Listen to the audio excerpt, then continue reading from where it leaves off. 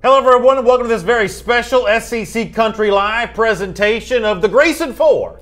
We'll make college choices in just a couple of moments. My name is Brandon Adams and this is the former Alabama All-American Mike Johnson. If you've seen us before on SEC Country Live every afternoon at 3 p.m. Eastern here on the SEC Country video channels, we appreciate you being with us tonight. Mike, a lot of SEC teams peering in very closely here to find out 4 elite recruits, 3 of which could choose SEC schools tonight, and a lot of interest in the names that are about to make some college decisions. Yeah, a lot of things to be excited about if you're an SEC fan and you're tuning in to watch and see if your team picks up another player. I think all of these guys are such quality athletes. They're such disciplined players coming from such a disciplined program. I think that's what makes this such an exciting crop. To give you an idea of what the next few minutes are going to be like for us here on these SEC Country video channels, they're calling it the Grayson 4. It's 4 players from Grayson High School. Grayson is a football powerhouse in what I think of as the suburban Atlanta area, a dominant program for many years, started by Coach Mickey Kahn, who was a teammate of Dabo Swinney's at Alabama,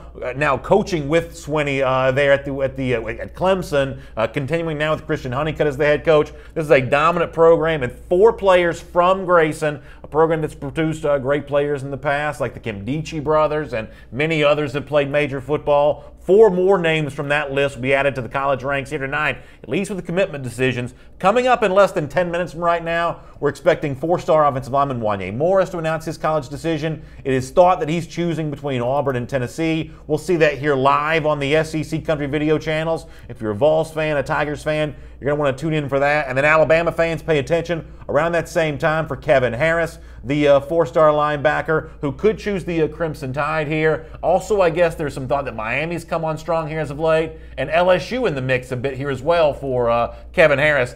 Those 2 decisions will come up in really just in less than 10 minutes. Yeah, Kevin Harris has already shown himself to be quite the dynamic pass rusher in terms of what you see out of some of these high school defensive ends. For those Alabama fans out there, I know that they really look at what Tim Anderson was a couple of years ago in Nick Saban's defense, kind of a hybrid role, a guy who can really be good in space, also has very good hand presence and a lot of knee bend around the edge. So a good player, wherever he decides to land, Miami or Alabama is going to get a good one. Let's take you live right now to a restaurant known as Sport and Social. If you're familiar with the Atlanta area, Sport and Social is just right across the street from SunTrust Park, which is the brand new home of the Atlanta Braves. Braves playing their 2nd season here in SunTrust Park. It's in a swanky area known as Battery, Atlanta. And for those of you that watch SEC Country Live each and every day, you know we do our show from Atlanta. This is probably about a 10-minute drive or so from where we do SEC Country Live every single day. It's just outside the Braves ballpark, and it is the center of attention for SEC recruiting here on this first day of May. Now, of course, a lot of the folks who may be checking in say, hey, you know, May 1st is a long way from December. It's certainly a long way until the end of the 2019 recruiting cycle in February. But when you have big names like this making big decisions, there's going to be big attention paid to it all. Big attention because all of these guys really are college ready. I don't know that you look at any one of these 4 and think, you know, redshirt. I think especially when you look at Owen Pappoe, especially when you look at Wanya Morris, and especially when you look at some of these other 2 that are going to be playing at these college levels, they're ready to go. I mean, they're in frames and in bodies that are going to allow them to make an immediate impact. Now, you mentioned it. It is May 1st. There is a lot of time between now and signing day, so you do wonder about the possibility for a flip. But I think that these guys making this decision altogether is a big deal for them. We'll also tell you that coming up about an hour from right now, we'll also hear from Owen Pappoe, the 5-star linebacker, as he makes his announcement between Auburn and Georgia. We'll cover that live for you right here on SEC Country. And then Kenyatta Watson as well, another one of those Grayson teammates who'll make his college choice here live with us tonight on the SEC Country video channels. We will hear from you in the comment section throughout the night. If you're a Georgia fan, you want to weigh in on Pappoe's future, love to hear from you. Auburn fan, love to hear from you on that. Alabama fans with Kevin Harris. There you see Owen Pappoe has arrived in the building there at Sport and Social in Atlanta. He is the man of the hour in many ways, the highest rated of these recruits. One of the top 10 players in the country according to the 24/7 Sports composite team ranking for 2019, and he is in place there at Sport and Social. We got a few minute wait before Pappoe makes his announcement here, but clearly in some respects, Pappoe is considered the main event of the evening here. Yeah, he definitely is. The highest spark score ever recorded. You know, some of these regionals that you've been seeing out of, you know, the Rivals camp and Nike openings and things like that. extremely athletic guy, and I think he makes an immediate impact wherever he tends to go. We're talking about 4.4 speed. We're talking about a guy who really is a new age linebacker. The Roquan Smith type guy, can cover sideline to sideline. I think that's why he's so coveted. I think that's why a lot of these coaches from around the country, be it Auburn, be it Georgia tonight, be it some other school, are really going to get an excellent playmaker. You see the shot there, and a great shot it is from our team on the scene there at this sports bar in suburban Atlanta, a man of the hour and a guy that's going to get a lot of attention. And I guess the debate on Pappoe here is going to be is whatever announcement does he make tonight, does that then end the recruitment? Right. We saw Georgia, who ended up being the #1 class in the country for 2018 a year ago, but on this date a year ago, many of the highly touted names that would be a part of that Georgia class were committed elsewhere. Adam Anderson at one point in time was committed to LSU. Brenton Cox at one point in time was committed to Ohio State. The quarterback Justin Fields at one point in time committed to Penn State. And really on and on you could go about guys committed elsewhere. So whether it's an Auburn choice or a Georgia choice for Pappoe, does that choice end this discussion? Yeah, I don't think so. I think either one of these schools, be it Auburn or be it Georgia, really are going to continue to recruit Owen Pappoe. I think he's that good of a player. I don't think you just, turn the phone off and say, boy, we're not going to contact this guy anymore. He's a difference maker. And we're talking about an Auburn program that has the possibility of picking up their first 5-star commitment in quite a long time. Anybody who follows the Auburn program a year ago, a lot of 4-stars and a good class, but not that 5-star jewel, whereas UGA has picked up a ton of 5-stars in recent years. This could be a huge haul for Auburn if he does pick them. So we'll talk a lot more about Pappoe over the course of the night, and when he and Kenyatta Watson make their choice, we'll bring it to you live right here in SEC Country. Let me deal with the two guys who are about to go here, though, for a moment. And let me start with the 4-star linebacker Wanya Morris here, who smart money would seem to say is going to choose between both Auburn and Tennessee here. We talked about this afternoon in SEC Country Live. As you see Wanya Morris there on your screen right now, we talked about this. For a first-year coach, Jeremy Pruitt at Tennessee, he needs a big win here. A 4-star recruit to choose the Vols would be huge. But for Auburn, it's a program that's already reached into the graduate transfer ranks recently to bring in Jack Driscoll from UMass. Right.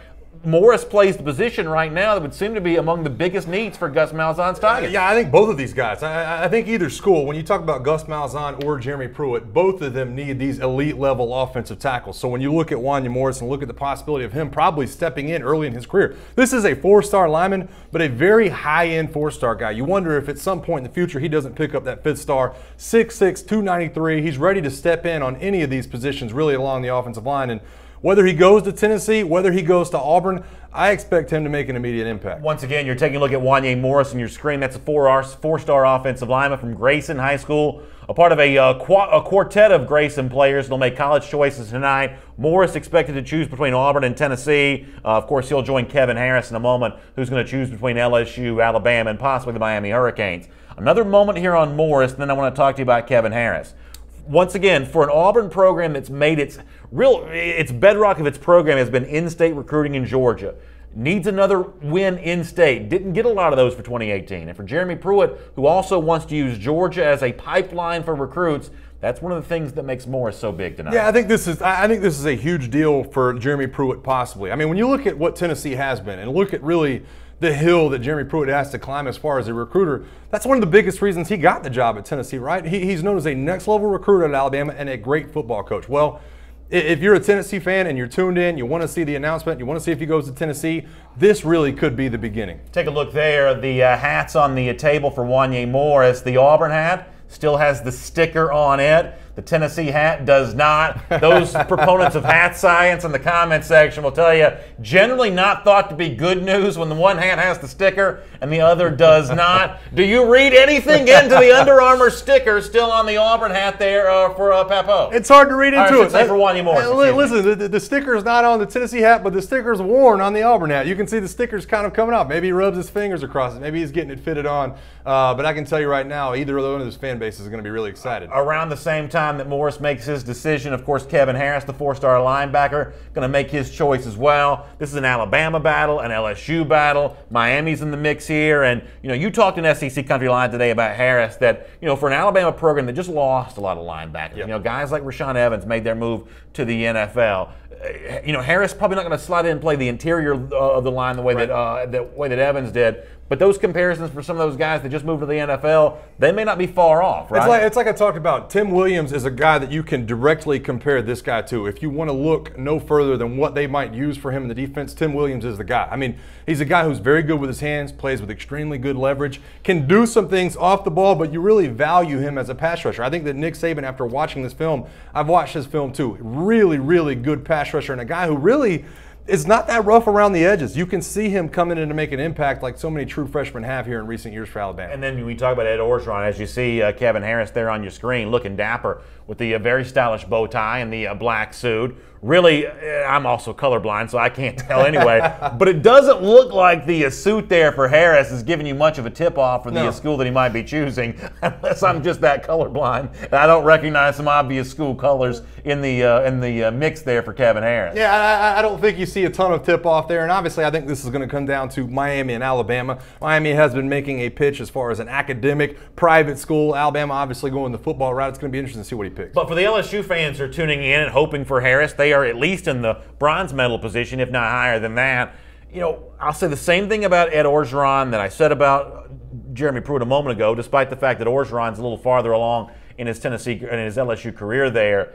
This is a guy that really needs a recruiting win. You know, LSU didn't have a bad class for 2018. This is not the elite class that we saw them putting together year after year. It's been a while since we've seen them put a big trophy on the wall. Kevin Harris would certainly register in those regards. Yeah, he definitely would. I mean, we're talking about an LSU program who sends, what, 7 guys to the draft this year, and you talk about really recruiting at a high level for so long. Under Nick Saban, under Les Miles, a little bit of a bump in the road last year for Ed Orgeron. Not that top 10, top 5 class you've been so used to with the Patrick Petersons, Tyrann Matthews of the world.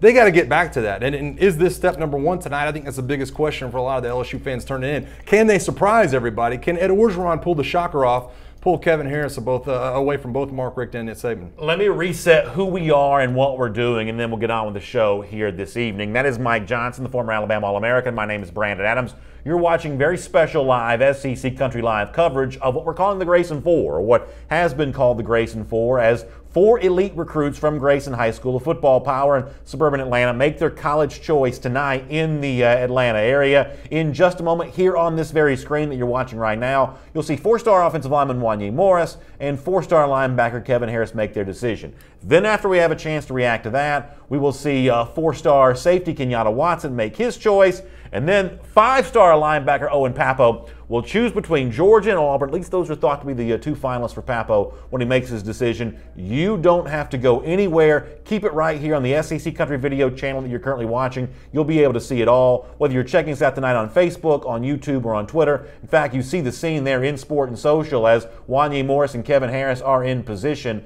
and they are getting ready to go here, make their decision in just a moment. While we wait on them to make their announcement, let me take a couple comments, starting with the Facebook comment section. William Gunnings, who if memory serves correct is an Auburn fan, says, which hat for Morris matches with his suit? Was it the Tennessee hat or the Auburn hat? I'm not quite sure, but we did see that sticker on the Vols hat, which some people say, including Jonathan Searcy in the comment section a moment ago, saying the sticker gives it away there. We'll find out if hat science is proven correct here once again in just a moment. I'm not sold on it, man. I'm telling you right now, the sticker looked like it was coming off the Auburn hat a little bit. Listen, he could have easily switched those from the Tennessee to Auburn hat. He could be playing to the crowd. I think a lot of these recruits nowadays do love that attention, do love the hat science and, you know, the feedback you're getting on Twitter. So I'm not going to read into it as much as I probably would have 5 years ago, but it's definitely something to talk about. Truthfully, Cliff Major on the Facebook comment section, apparently a Tennessee fan, says we, meaning the Vols, need him, but he's going to choose Auburn.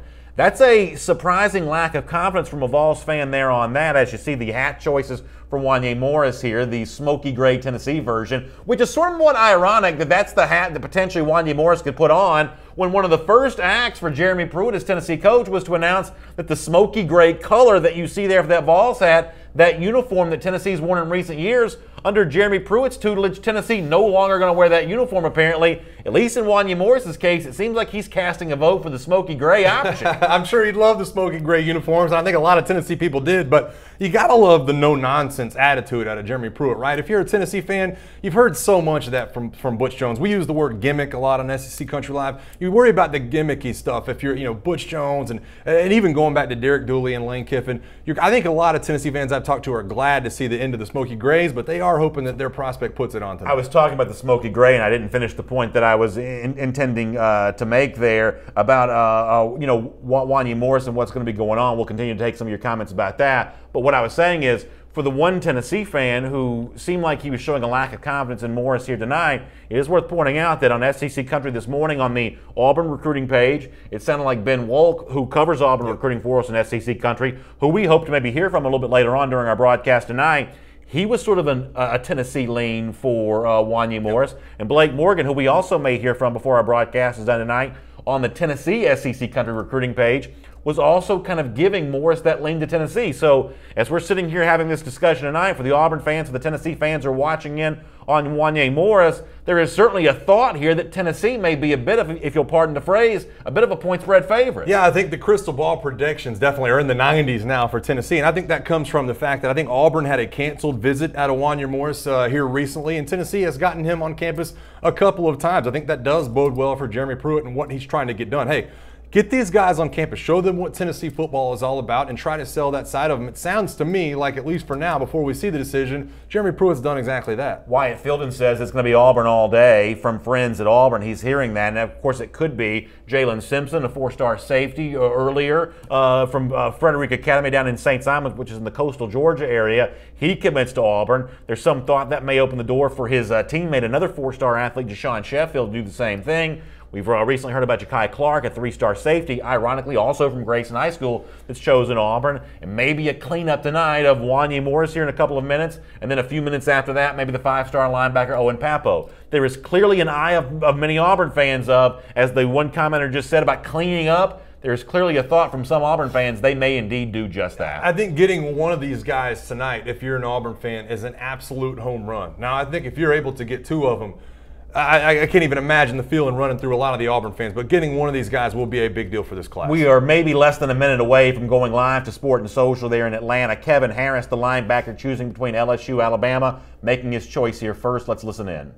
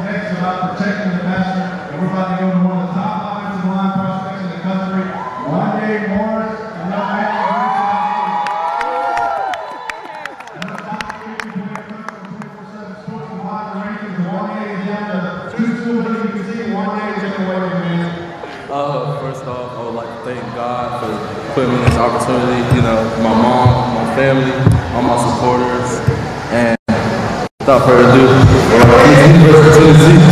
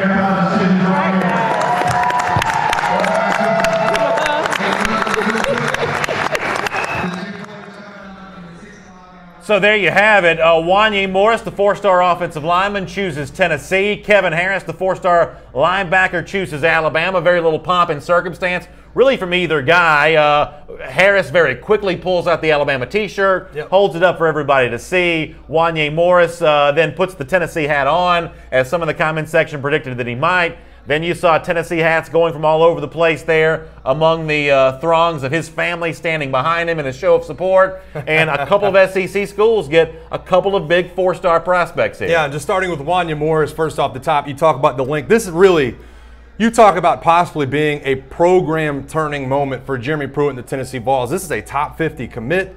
This is somebody you can really start to build around for this class. And this is Jeremy Pruitt really digging his wheels into the ground. Everything you thought you knew about Jeremy Pruitt as a recruiter, this is him starting to get that ball rolling. And in some respects, there was a lot of near misses for the 2018 class. At the doorstep with Quay Walker, elite linebacker, ended up choosing Georgia. You do win with J.J. Peterson, a big-time linebacker from down in Clarke County. But Wanya Morris is an example of close in 2018, maybe kicking through the door in 2019. And you, as an offensive lineman, former offensive lineman, know this as well as anybody. Offensive line recruiting is sort of a long-range story here. You can't show up as a Johnny-come-lately and win with guys like Wanya Morris. You have to develop those relationships over time. You see him there, the very nice-looking suit, the Tennessee hat already with his name on the side there. How about that for Wanya Morris? It is a long-range deal here, and Pruitt leveraging these relationships in a really compelling way. Yeah, you mentioned some of the near misses last year. I'll throw Jacob Copeland in there. You know, you get him on campus, and all of a sudden he's rolling down to Florida, and I think that that's what you had. You started to build that foundation if you're a Tennessee fan looking at really what Wanya Morris is. And don't get this mistaken. This is a 4-star kid, but like I said, this is a top 50 recruit. You really look for this guy. If he has a good senior season, I wouldn't put it out there that he doesn't wind up as a 5-star type of offensive tackle. And this is somebody that Tennessee needs. Look at the depth along the offensive line. I think it was 7 healthy offensive linemen throughout spring practice. Obviously, Trey Smith is not going to be able to go throughout spring. You wonder about his future. This is a big haul for them, and hopefully somebody Jeremy Pruitt can build around. All right, I want to talk about Kevin Harris. Let me quickly reset, though, what's coming up in a few minutes. We are now a few minutes away from a lot of action here. Later on, we'll bring you 5-star linebacker Owen Pappoe when he makes his decision live from the sports bar there in the Atlanta area. Kenyatta Watson will make his announcement. We'll take that here for you as well. We will certainly hear from a lot of the luminaries from SEC country covering these decisions in terms of how it impacts Alabama to get Kevin Harris, how it impacts Tennessee to get Wanya Morris. We'll do all of that with you in the lead up to Owen Pappoe's decision coming up here in just a little bit. But for Kevin Harris, and you know this because you played at Alabama, you couldn't look much more like an Alabama player than what Harris looks like in this video here. Well-fitting suit, business-like demeanor, not showing a smile on his face right now. No real hat show from him. There was no circus sideshow really in any respects whatsoever. He pulls out an Alabama t-shirt, a sort of practice-oriented t-shirt, a shirt that seems to signify let's get to work here. You know, Kevin Harris gave you a very Alabama-style commit, projection there. And for Alabama, this is a guy that I think they're going to try to fit in and use pretty quickly. I agree. I think this guy fits in as an edge rusher immediately to what Nick Saban tries to do. The speed is there. The precision is there in terms of rushing off the edge. And even as a recruiting aspect, this could send Alabama to the #1 class currently in the nation as far as what they're trying to do to get back on track from last year. So you have Oklahoma and Alabama right there in the 247 composite. You wonder if Kevin Harris doesn't send them over the top to get back to that #1 class. This is Alabama fighting off Miami here, fighting off LSU. We'll talk about what this means for LSU in terms of not getting this player here in just a moment. But it's probably only fair to say about Alabama what we said about Auburn and Tennessee a moment ago. Not enough wins for either of those two states in the state of Georgia a year ago. For Alabama, much the same way. I don't believe Alabama signed a player from the state of Georgia in 2018. At one point in time had Quay Walker as a commit. At one point in time had J.J. Peterson as a strong lean. There were names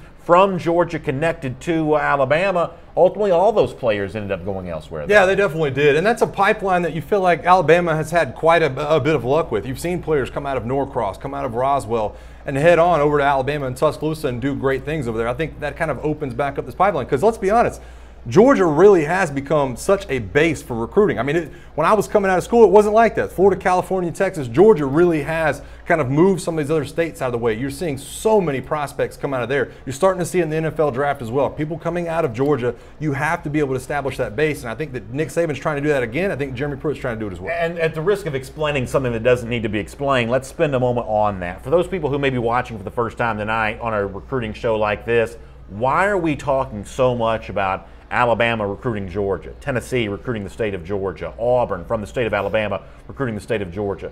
Georgia, from a population standpoint, is just bigger than the other states. Not bigger than Florida, but bigger than the other surrounding states. And from a high school football talent perspective, there's just more of it. So therefore, if you're at a Tennessee or even in Alabama, who dominates its own state, but there's fewer prospects there than there is in Georgia, you really can't win national championships from the SEC without recruiting Georgia. That's why these 4 guys, 2 of which have already made their announcement, 2 more which we'll announce later on, that's why guys like this are so crucial. It really is the ticket to the playoff. You are not getting there without a sizable portion of your roster coming from the state of Georgia. That's true for the University of Georgia and for the schools that border UGA. Yeah, and that's a big deal. I've been through the recruiting process. To be able to show up to Alabama and Tuscaloosa and take an official visit and meet with guys that are from where you're from, right? I mean, I got to Alabama, I met Keith Brown, I met DJ Hall, I met some of the other guys in the recruiting class that were from Fort Walton Beach. I was from Pensacola. All these guys being right there, I think that opens up a pipeline. It gives you a sense of comfortability, not only with some of the high school players that might go there. Think about Jeremy Pruitt rolling into Grayson. Rolling into Grayson, getting to know a lot of these recruits, trying to open up that pipeline. I think it's a big deal for Nick Saban. I think it's a big deal for Jeremy Pruitt to be able to kind of dig down into that in Loganville, Georgia, and find some of these guys to bring to your program. It could open up the opportunity in the future. Let's talk to Blake Morgan right here, who covers Tennessee recruiting for SECCountry.com. I'll give Blake some credit. He was on record this morning saying that he thought the ultimate decision for Wanya Morris, the 4-star offensive lineman, would be to choose the Tennessee Vols. That's exactly what has happened. Blake, as we say good evening to you, and thanks for being with us here on this very special SEC Country Live presentation. Let me start with a simple, basic question. What was it about Jeremy Pruitt? What was it about the Vols that sold Wanya Morris? It was really the relationships. I think that's what a lot of it came down to, and the path to early playing time. That's something that Pruitt pushed a lot for on the National Signing Day back in February, and they came up short. They whiffed on a lot of these top guys. It's kind of the sentiment was, well, give Pruitt some more time. Give him some time to make these relationships count. Give him some time to connect with these guys, and he's going to be able to land them. And that's exactly what you saw today. Morris, like I mentioned, he's a top 50 guy in 247 composite. ESPN last week ranked him as the number 9 or number 10 prospect in the country. So, he's a big-time guy that's going to come in and probably play immediately. So I think it was the fact that Will Friend, the offensive line coach, was able to connect with him so well from the very beginning. Jeremy Pruitt just knows how to push the right buttons at the right time with these recruits, as we've seen time and time again while he was at Alabama. And then, the offensive line doesn't have a lot of depth and honestly is missing talent in a lot of different areas. And Wanya's going to be able to walk in and probably play pretty early on. Blake, I love what you said about relationships, and I think that's the biggest thing coming from some of these recruits nowadays. We've heard recruits say, hey, I can chop it up with Jeremy Pruitt. He's a guy that I can really look to as a friend. Is that something you see continuing as a trend moving forward with Jeremy Pruitt and this regime at Tennessee? And how much is that different from what you saw out of the previous guys in Butch Jones?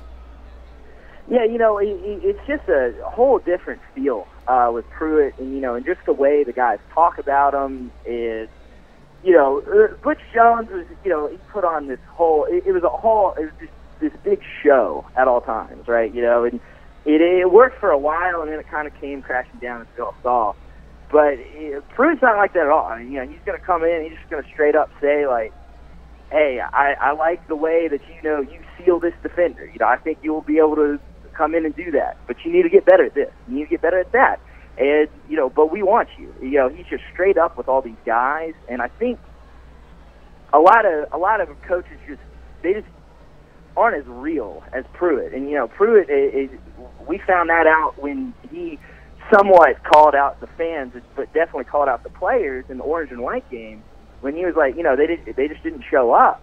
He is not going to mix his words. I mean, he comes straight out of that Alabama camp where he's going to say what's on his mind, and he's not going to hold any punches. And I think that's pretty refreshing to a lot of these guys that, get kind of into the gimmicky kind of stuff with some of these coaches that, these elite prospects just like being talked to like a normal guy and being told, like, you're going to have to do X, Y, and Z to come here. And if you do that, I can get you to the NFL. There's been some somewhat tumultuous stories involving the Tennessee offensive line over the last year or so. If you want to go back to the class of 2018, a 5-star offensive lineman, Cade Mays from Knoxville, chooses not to be a part of the Vols program.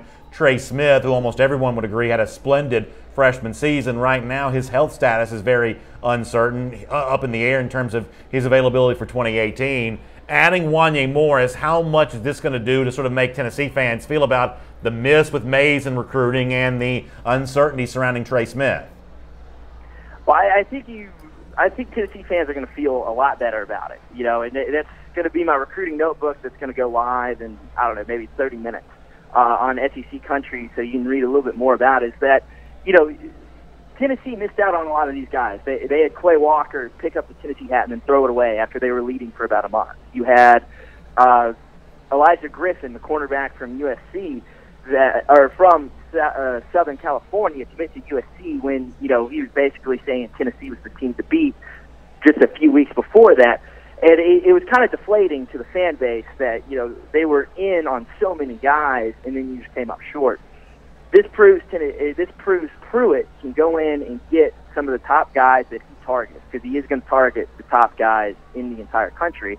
And then, yeah, on the offensive line, I mean, you know, this sets up a solid core. You know, Morris is going to join 4-star legacy recruit Jackson Lampley, who's a guard from Nashville. And, you know, all of a sudden, you kind of have the left side of the line's future set up pretty well. Tennessee doesn't have a quarterback yet. They've slow played that position. Well, now you're selling like, hey, you come to Tennessee, your blind side is going to be Wanya Morris and Jackson Lampley, 2 4-star guys, and Morris might even be a 5-star by the time it's done. All of a sudden, that's pretty appealing. All of a sudden, Tennessee, who doesn't have a running back commit, you know, they're coming into some of the best running backs in the country and saying, hey, you're going to have a stout offensive line to run behind for 4 years if you choose Tennessee. And that's the first tangible, real thing Pruitt's had to really sell, because to this point it's just been his vision, his ability to get people to the NFL, but that was always at other schools. So, you know, he's finally starting to have something and some momentum that he can sell to these recruits on the recruiting trail. Let me go back to a subject that you touched on a couple of minutes ago. Will Friend is the offensive line coach here at Tennessee, knows the SEC well, but had been out of the South for a couple of years. How much credit is Friend going to get for ultimately landing Morris here at Tennessee? How much responsibility does he get for this commitment in your mind? I think he should get a lot of the responsibility. I don't know how much credit he'll get because, you know, he's not really seen as kind of the big, you know, talkative guy, you know, on the recruiting trail. David Johnson, the wide receiver coach, gets, you know, more recognition. Terry Farrick, because he's former Vol, they get talked about a bit more. But Will Friend, I've written it a few times. I think he is one of the most underrated recruiters on this staff for Tennessee. It's because he came in a matter of 10 days, was able to swing a commitment from Jerome Carvin, who's probably going to be a starting guard for Tennessee this season. He came in and was able to secure Jackson Lampley. Now, Lampley was probably going to come to Tennessee if, you know, Brandon, if you were the coach, he was probably going to still come to Tennessee and play for you. Sure. But, you know, he was able to secure that commitment, and then he was able to talk with Wanya, build that relationship, and have him come here. I remember talking to Jerome Carvin about 2 days after Will Friend was hired and on the recruiting trail. And Carvin was like, man, I had like a 10-minute phone call with him, and you would not believe how much he knows about coaching the offensive line and what it takes to get to the NFL. And I was like, you could tell that in a 10-minute phone call? And he goes, it was unbelievable. And every single recruit I've talked to since then comes away as impressed that Will Friend just knows the game of football and knows how to get you to the next level. So, Blake, last thing for you. Obviously, when a program attracts a 4-star recruit, there's always the thought of, okay, who's next? And do you think that Wanya Morris now has a chance to sort of build that momentum for Tennessee's 2019 class? Do more dominoes now topple because Morris is in the fold? Absolutely. And, you know, I think this is going to have a reverberating effect where a lot more top guys that have given some thought to Tennessee are now going to consider it more seriously. Wanya, he tweeted on April 22nd he said, somebody's got to be the first one to do something. And if you want to read pretty deep into that, I think it meant he's got to be the first big-time guy to commit to Tennessee, in a high-stakes recruiting battle. So, look for Jalen Curry, the wide receiver from down in Texas who's just had an official visit to Tennessee, big-time 4-star guy. He's seriously considering Tennessee now, especially with Morris in the fold. Same with Chris Bogle, who I don't think he thought he was going to enjoy Tennessee as much on his official visit 2 weeks ago, but he came away loving it as well. So they're both two guys to watch moving forward. Shawn Brown is a tight end from down in Georgia who's committing on May 12th. I think he's going to choose the ball. I think Rommel Keaton, a guy from Marietta, is committing on May 16th. I like where the ball stands with him as well. And then all of a sudden, Tennessee looks like one of the hottest recruiting teams heading into the summer, and that's a great place to be if you're Pruitt in the ball. Blake Morgan, that's well said. We appreciate your time. We'll look forward to reading a lot more from you at SECCountry.com in the days ahead. Nobody knows Vols recruiting better than you, and thanks for spending some of that time with us this evening. Hey, thanks for having me, guys. Really interesting stuff there from Blake Morgan. He talks about potential momentum building for the Vols here, and it's important to make this comparison. In the SEC East, the first-year new coaches, Jeremy Pruitt doesn't have that head coaching experience, but he does have the recruiting chops. Almost the exact opposite of a guy like, say, Dan Mullen at Florida, who is thought to be a very good game day head coach, but recruiting background in terms of acquiring 4- and 5-star guys, probably not as prolific. And it's an interesting comparison here with these first-year coaches in the SEC East. And I think it's interesting, too, that he brings up Will Friend. I mean, a guy who Jeremy Pruitt has spent a lot of time with, has been around a lot of the same recruiting programs as Jeremy Pruitt. That could be a dynamic duo moving forward. I mean, it really could. He talks about him being an underrated recruiter. I love the atmosphere. Hopefully a couple more commitments coming up from them coming out of the state of Georgia. Will Friend's going to be a big part of that. All right, a lot of your comments coming up. Let me also tell you what's coming up here for us later on in this very special SEC Country Live presentation of the Grayson 4 making their college decisions. Later on in our main event, if you'll pardon the phrase, we'll give you the commitment from 5-star linebacker Owen Pappoe and his teammate Kenyatta Watson there from Grayson High School. We'll do that live right here, so if you're watching us right now, no need for you to go anywhere. Also coming up in a few minutes, we're going to hear from SEC Country's Chris Kirshner about the decision from Kevin Harris to choose Alabama, the 4-star linebacker that picked the Crimson Tide a moment ago. And before we do any of that, my understanding is we're just a couple minutes away from actually hearing from Kevin Harris himself. So if you're an Alabama fan, you're watching us right now, stick with us. You will be able to hear from Kevin Harris here in just a moment. And Wanya Morris here as well. We'll hear from both those guys about their decisions. Morris, if you're just joining us, chose Tennessee, the 4-star offensive lineman. We talked to Blake Morgan about that. Kevin Harris, the 4-star linebacker, probably more of an outside linebacker at the college level than an inside linebacker. Is that fair to say? He chooses the Crimson Tide a moment ago. We'll be able to hear from both these guys in just a moment. I think for different reasons, these will be fascinating interviews. Yeah, I think so too. And I can't get over, to me, I think what the big part of looking at both these guys on screen, and you see some of their highlight reels playing right there, these guys physically are ready to go. I mean, when you look at a guy like Kevin Harris, 6'4", 218, I mean, he's not that far off from what you want to see in an Alabama uniform. Maybe put on 10 pounds as an edge rusher, but 6'4" with that length. The same thing with Wanya Morris.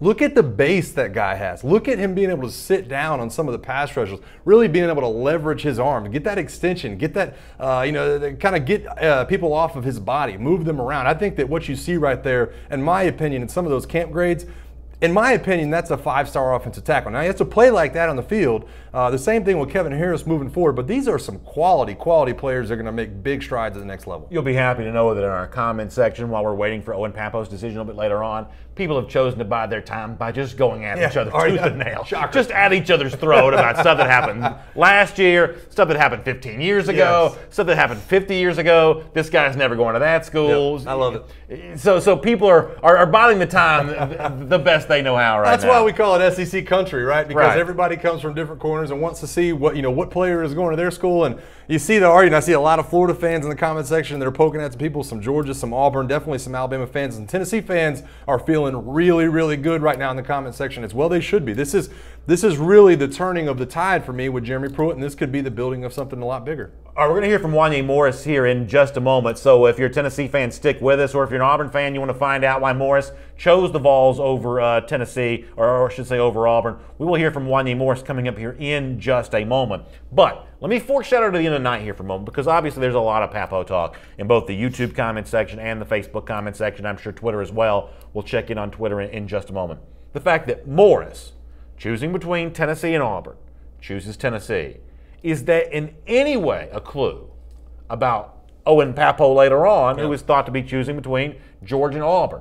Auburn, the common denominator in both those decisions. Does bad news for Auburn and Wanya Morris lane mean anything for Pappoe later on? I think it's possible, right? I mean, I think if those two guys are such good friends that they really were thinking about going to Auburn together and then just, choose to move separate directions, I think that's possible. I don't see it that way. I think there's still a 50-50 chance Owen Pappoe, Georgia, and Auburn. And I mentioned at the top of the show, I don't know that this commitment for Owen Pappoe is set in stone. I think that obviously, you definitely want to get a leg up if you're Auburn and if you're Georgia. I don't know if it's set in stone. I will say this, though. If Auburn is to get the commitment of Owen Pappoe, I think this is a much bigger win for Auburn than this loss for Georgia. I mean, this could be a huge cornerstone win for an Auburn football team that, like I said, did not get a 5-star last year. So to be able to do that for Gus Malzahn would be a big deal. If he doesn't choose Georgia, Georgia's got enough of that momentum built up where they'll probably get some more quality players. This would be a big deal for Auburn. Yeah, and we should point out here, two different audiences tune in on a night like this. You've got the people who are hardcore recruiting fans that know every twist and turn that these stories take.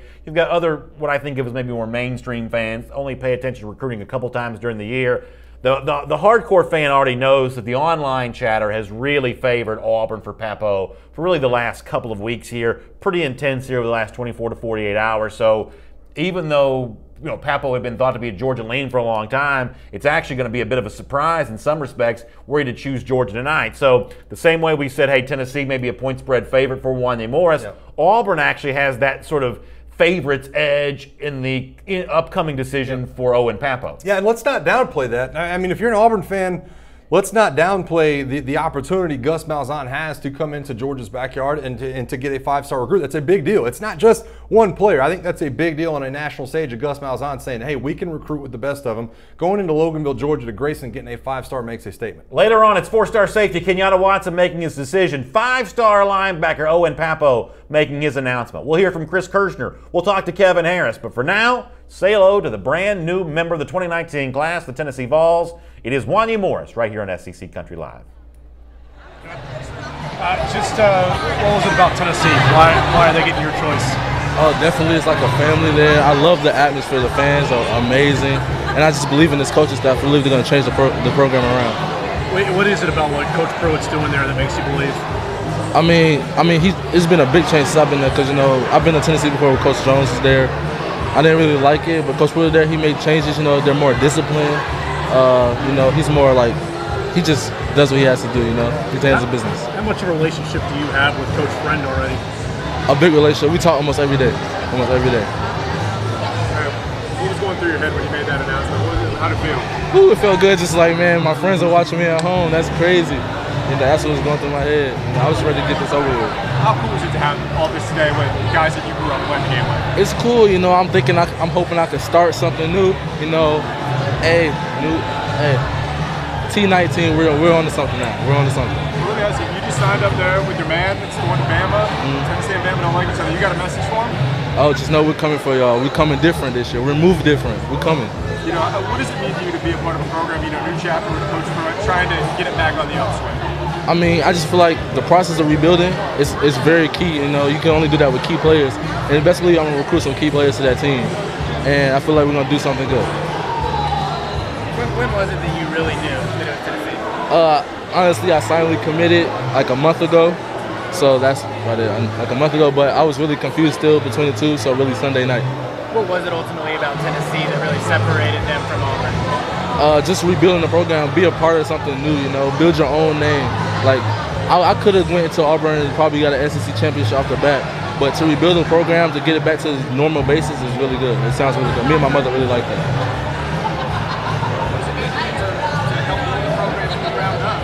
I mean, just I would be a part of that and I get to be a face of that. It's just a really big deal. Me and my mom talked about it. It was like, why you get the chance to of rebuilding the program, being the face of that program, helping them go back to the top where they used to be, and it's a really big deal to me. What does the Vols fans know about you? Oh, they do. They will. They don't now, they will. You got 2 more guys signing here in the next hour. What advice, or I guess making their announcement, what advice do you got for them? Oh, talk clearly. Talk clearly.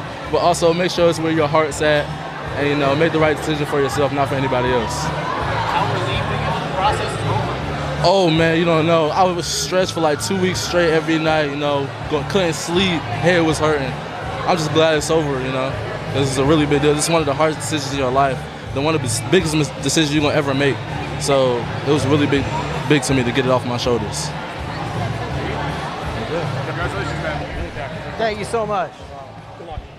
That is four-star offensive lineman Wanya Morris, who chose the Tennessee Vols in a very special presentation from SEC Country Live a moment ago. That's from a sports bar in the Atlanta area. You just heard a chance for him to talk about some of his decision. We're going to hear from Chris Kirchner a little bit later on, who covers Alabama recruiting for SEC Country, about one of Morris's teammates, Kevin Harris. In fact, we'll do the Wanya Morris talk here in a moment about everything he had to say there. Mike, I thought that was a very interesting interview. We'll deal with that in a moment. Let me instead shift over here to one of Morris's teammates, Kevin Harris, who chose Alabama. Let's talk to Chris Kirchner about that from SEC Country, who covers Alabama recruiting. And Chris, I'll give you the credit for this. You were on SEC Country this morning in your recruiting notebook saying that you thought it ultimately would be the Tide for Alabama. That is the choice. How close do you think Miami and maybe even, I guess, LSU, how close were they able to make it here at the end? Ultimately, the Tide wins out here, though. Yeah, I mean, with LSU, they were a distant third in Harris's recruitment. I actually spoke to Harris just a few minutes ago, and he told me that he was leaning toward Miami in the early part of last week, and then he decided that Alabama was just a better fit, both academically and athletically, for what he wants to achieve. So he changed his mind, and then a few days ago he gave Nick Saban the call to commit to Alabama. I mean, it's definitely a big win for the Crimson Tide. He is one of the team's top jack linebacker targets. Yeah, Chris, I've been comparing Kevin Harris all day to Tim Williams as a possibility for how he fits in this defense. Is that how you see him as well, or do you think they'll use him more along the lines of, say, Rashaan Evans? No, I would definitely say Tim Williams, if we're going to compare him to anybody. Definitely has that explosive first step, the ability to cause havoc on the edge, and that's where Alabama views him right now. He's 6'4", 220. He's definitely going to have to add some weight, very lean. So I do think that if we're going to compare him to any former linebacker at Alabama, it would be Tim Williams. Chris, from the Alabama staff here, who gets the credit? We know the offseason for Alabama was, I'll describe it, maybe a bit of an overhaul for the staff, reinvigorating the recruiting efforts. Alabama, I think, wanted to just be a little bit more aggressive on the trail here for the 2019 cycle. Who's getting the credit here for Kevin Harris in your mind? Yeah, I mean, it's definitely Tosh Lupoy, one of the holdovers from last year's staff. Arguably one of the top recruiters in the country as far as assistants go. Lupoy's definitely been on Harris for quite some time now. And, I asked Kevin how much of a factor did Lupoy have in his recruitment, and he definitely said it was a big reason why he committed to Alabama. He's very close with Lupoy. Lupoy's pretty much been in daily communication with Harris for several months now. And they finally got Harris to visit Tuscaloosa early last month. He actually made 2 visits to Alabama in April. That second trip being the most important. It came right after that official visit to Miami that Monday. And he had a chance to bring along his mother on that visit. She met with Tosh Lupoy. She met with the entire Alabama staff. And that visit in particular is what really got this thing turning back to Alabama's way. Chris, the ball really is rolling in terms of Alabama recruiting right now. I mean, you look at Christian Williams, Shane Lee, Amari Knight. Seems like every week Bama's reeling in another guy, and now all of a sudden Kevin Harris puts them at that #1 position in the nation right now. First of all, who do you think's next along the lines, and can Alabama stick with that #1 class for some time now? Yeah, I definitely do think so. As far as who's next, the name to know is 4-star defensive tackle DJ Dale, Alabama's top nose guard option in this class. I expect DJ Dale to commit in these next few days. I would actually be surprised if he's not an Alabama commitment by Friday. So we'll see what happens with that. But I do expect Dale to be the next Alabama commitment. And Chris, I guess it's also worth pointing out here in terms of additional momentum for Alabama's 2019 class. This is a class that gets to be much larger than Alabama faced for 2018. Part of Alabama's issue from a year ago was simply not having room to sign a lot of players. It's a chance in 2019 to be able to sign a full class, correct? Yes, definitely. Right now, Alabama is planning on taking 27 in the 2019 class. And with the additional 2 spots, I really have a hard time believing that anyone's going to have the amount of talent and let alone numbers to have the #1 class other than Alabama. So, when February rolls around, I do expect Alabama to once again have the nation's #1 recruiting class. Well, Chris, later on in the final decision to be made tonight, 5-star linebacker Owen Pappoe is going to make his choice. You get to be a bit of a spectator for that one. Alabama not really in the mix for Pappoe. Do you have a prediction on where you think he lands? Yeah, I mean, just from being at Sports and Social for a little over an hour now, it definitely seems like Auburn's going to be the 5-star linebackers' destination. So it would definitely be a big win for Gus Malzahn. I've been covering recruiting since 2014, and Pappoe has definitely been one of those guys that I saw early on, and I was like, this guy's going to be really, really special one day. So it would definitely be a big win for Gus Malzahn if he did sign Owen Pappoe. Hey, Chris, thanks for giving us some time here today on our SEC Country Live special presentation. We'll look forward to reading more from you at SECCountry.com about Kevin Harris's decision and what comes next for Alabama recruiting. Nobody knows it better than you, and we appreciate you speaking to us this evening. Thanks a lot. All right, so interesting stuff there. We'll get to what he said about Kevin Harris, which was interesting, but how about the fact that from an eyewitness perspective, from being there at the sports bar in Atlanta, Kirshner feels like that Pappoe is an Auburn lean just from based on what he's seeing in the room there. Yeah, I think that's interesting. I mean, are you hearing whispers? Is the family acting a certain way? Is somebody wearing something? I'd love to kind of really dig into what Chris Kirshner's seeing, but I think there is that ability a lot of times when you get in some of these rooms to really feel where a guy might be leaning to. And Chris Kirshner, Auburn being the opponent that Alabama looks at a lot, I think that he obviously can feel that vibe. I remember being a couple years ago at the live presentation when Demetrius Robertson, a elite wide receiver choice, chose Cal. He had the gold and blue cake. That was sort of a tip-off that was coming, and you see these kinds of things from time to time. Chris Kirshner just talked to us about Kevin Harris. We'll react more to what Kirshner had to say, but the 4-star linebacker who chose Alabama. But how about for now, we give you a chance to actually hear from Kevin Harris in his own words about his own college choice. Here he is from Sport and Social. Shane Ray, Coney Ely, all these different types of players that he's coached in his past mean to you? Meant a lot. Well, just what did he necessarily tell you about his past and what he can bring to Alabama? Right? Yeah. Well, I did talk to him a little bit, and he told me like, Bama, he's come here win a national championship. He's coached by the best. I've watched how he coached too. I was very impressed. So I'm sold with him and Coach Lee. What does it mean to go ahead and have the decision out of the way? It was a long process, and I feel like I can finally focus on things that I need to focus on.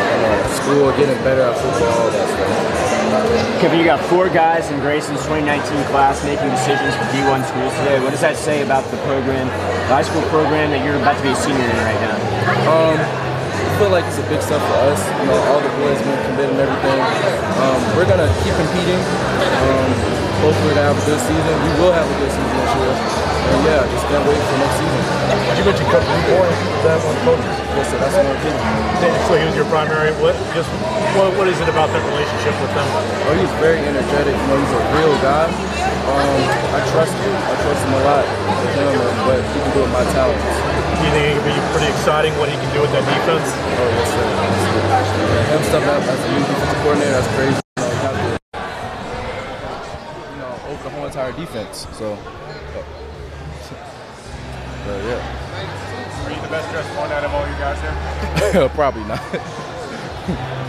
Who's that go to? I can't really say. We all look nice. Bow tie, is that your idea? Part of it was my dad's idea. I honestly didn't really like it, but it worked out. How close was this between Miami and Alabama? It was pretty close. It's very stressful. It's a very stressful process. Culture and the coaching staff all that put them So you hear there from five-star, or I should say four-star linebacker Kevin Harris, who chose Alabama in a decision a moment ago. That's Mike Johnson, the former Alabama All-American. I'm Brandon Adams. Thanks for being here with us tonight as a part of our special SEC Country Live coverage of the Grayson 4.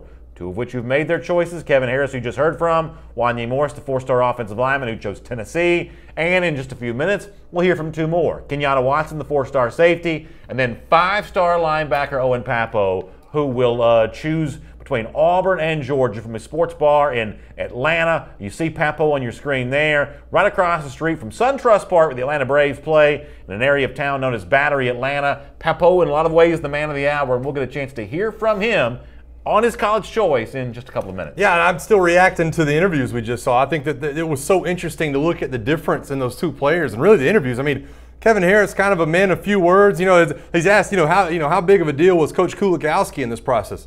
Pretty big deal. You know, he just man of very few words. Whereas Wanya Morris talking about Tennessee recruiting, you could tell how excited he was, right? He was ready to build something from the ground. Well, I could have gone to Auburn. You know, they went to the SEC championship, but I really want to be at the ground level. I want to be a cornerstone for what this program is trying to do moving forward. Very interesting to see the kind of dynamic. Yeah, I think that's really interesting as well. You know, in a lot of ways, maybe it fits what the program needs. Alabama doesn't need a spokesman. Exactly. In fact, freshmen in Alabama aren't allowed to be spokespeople for the program. There are a lot of veteran players who sort of speak that sort of one message from Nick Saban. But man, Tennessee needs somebody to do what Wanya Morris just did very well. And if you didn't get a chance to check his interview out, we can probably allow you to see that on some of our video channels in a special way after this broadcast is done. I thought Morris did a good job of sort of explaining his reasons for wanting to go to Tennessee. I love the way that Morris described himself as the potential face of the program, being one of the first guys in on this 2019 class, being one of the class leaders here. He's clearly, okay with that. Been a commitment to Tennessee, a silent commit for about a month here. This is a guy that's embracing, all of that, talking openly about wanting to change the program.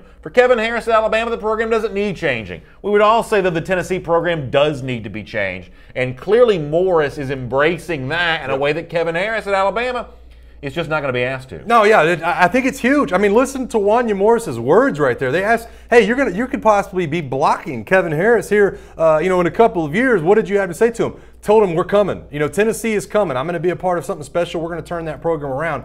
I got to think that those are beautiful words to Tennessee fans, don't you? I just feel like to be able to hear something like that in terms of a guy who, in my mind, like I've said, I've watched the film, in my mind, he will end up being a five-star offensive tackle. To be able to hear something like that from a top-level, top 50 recruit for a Tennessee fan, it's got to be a great thing. And a quote from Wanya Morris that'll get some attention. It's worth pointing out, though, he didn't volunteer this, unsolicited. He was asked the question, but he was asked, hey, what do you say to these Alabama folks? There's obviously there are a lot of Alabama reporters in the room there. He says, hey, we're coming at you with something different this year. Yeah. And listen, a recruit, he's not going to say anything but that. He's obviously excited about his program there. But from your lips to God's ears, if you're a Tennessee fan, it's about time we approach that third Saturday in October in a slightly different regard. At this point, Tennessee fans are sort of dying to hear that kind of stuff. I think that goes along with the entire tone of what we've seen from Jeremy Pruitt, has it not? I mean, it's been all business. He admitted it. He said, listen, Jeremy Pruitt's a business-like mentality, same with Will Friend.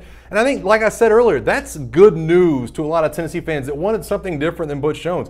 It was very business-like, like he talked about. And the fact that he talks about something being different, I can't help but think that is just nothing but beauty to Tennessee fans. I want to talk more about Kevin Harris here in a moment. Let me remind you that we are probably about 10 minutes away from five-star linebacker Owen Pappoe making his decision from Sport and Social, the sports bar in Atlanta, across from the Atlanta Braves' pristine, virtually brand new SunTrust Park. So if you're watching us right now, thanks for being with us. If you want to share the show with your friends on Facebook, on Twitter, on YouTube, let them know that this event's taking place. The cleanest stream, the best content, the best overall feed there from the sports bar in Atlanta is right here in the SEC Country video channels. So share the show with your friends. In fact, just get on the phone, call them, whatever, and say, hey, you got to get to this SEC Country Facebook or YouTube or Twitter as a place to watch five-star linebacker Owen Pappoe make his decision in a moment, about 10 minutes from right now. In a little bit, we're actually going to take a bunch of your predictions about where you think Pappoe goes. Is it Georgia? Is it Auburn? We'll let you weigh in on that. Before that, though, let me close the book on Kevin Harris in this way. I talked to Chris Kirshner about this, and this is something that you've talked about a lot on the show that we do every afternoon, SEC Country Live. For Alabama, 8th in the country in recruiting or thereabouts the class of 2018, Most programs, that'd be great. For Alabama, not good enough after a long string of being #1 in the country in recruiting. There was some overhaul of the recruiting process for the Crimson Tide over the course of this offseason. It would seem that Harris is an example of some of this paying dividends for Alabama. New look, maybe a little bit younger, maybe a little bit more energetic in some of these recruiting areas. A new hunger here seems to be paying off. Yeah, Nick Saban, kind of cleans house as far as the coaching staff goes. A lot of those guys leaving on their own accord, some of them leaving on Nick Saban's accord. And they really have turned a different page. It's a new tone coming out of that Alabama coaching staff where, hey, you got Scott Cochran on Twitter now. Now they're producing the Bama Barbershop videos. They're going about it in a way I feel like, just like we talked about, Jeremy Pruitt can chop it up. They're going about it in a different way than they have in recent years. I think he sees guys like Dabo Swinney and Kirby Smart and Jeremy Pruitt having success on the recruiting trail doing some of those things. Nick Saban has made things different. He's evolved. He's trying to go this way. And right now, they do have the #1 recruiting class in the country. And it's like Chris Kirshner just said, expect a guy in DJ Dale, one of their top targets for this next class, to possibly commit in the next few days. All right, so we'll see how that plays out. Let's close the book on the first two members of the Grayson four to make their decisions. Wanya Morris, 4-star offensive lineman, chooses Tennessee. 4-star linebacker Kevin Harris chooses Alabama. Now we're turning our attention to Kenyatta Watson, the 4-star safety. The 5-star linebacker Owen Pappoe. And just for clarity's sake here, Watson, who we will be able to bring his decision to you, is not expected to choose an SEC school. I guess the best we can tell here based on the online chatter, Watson's going to choose either between Texas or Notre Dame. Yep. So if you're and Texas would appear to be the pretty big leader here for the safety here. So if you're an SEC fan thinking about Watson, it sounds like he's probably not your guy at this time. Yeah, I don't think so. I think this is definitely a Notre Dame, Texas kind of feel, and I think he fits both these programs in terms of what they need. Now, you don't always see that speed in the secondary out of the state of Texas. You don't always see that coming out of the Midwest. So for Notre Dame and Texas both to kind of reach into the Southeast, find that speed back in the secondary, I think that's a big deal for them. And I think that Kenyatta Watson is going to be good wherever he lands. I think it's unfortunate it's not an SEC school, but obviously good luck to him wherever he chooses to go. We're going to toss to a sports and social here in just a little bit. We'll let you see 5-star linebacker Owen Pappoe when he's ready to make his decision. Also, we may want to check in on Pappoe here again in a moment before he gets ready to take the podium, because the one thing that I'm noticing from some of the video we've shown from Pappoe already, if there are clues about his decision in the room that he may be leaning towards Auburn, which is what Chris Kirshner said when he joined us a moment ago, you really can't tell that from the outfit that he's wearing. Once again, I'm colorblind, so maybe I'm missing something.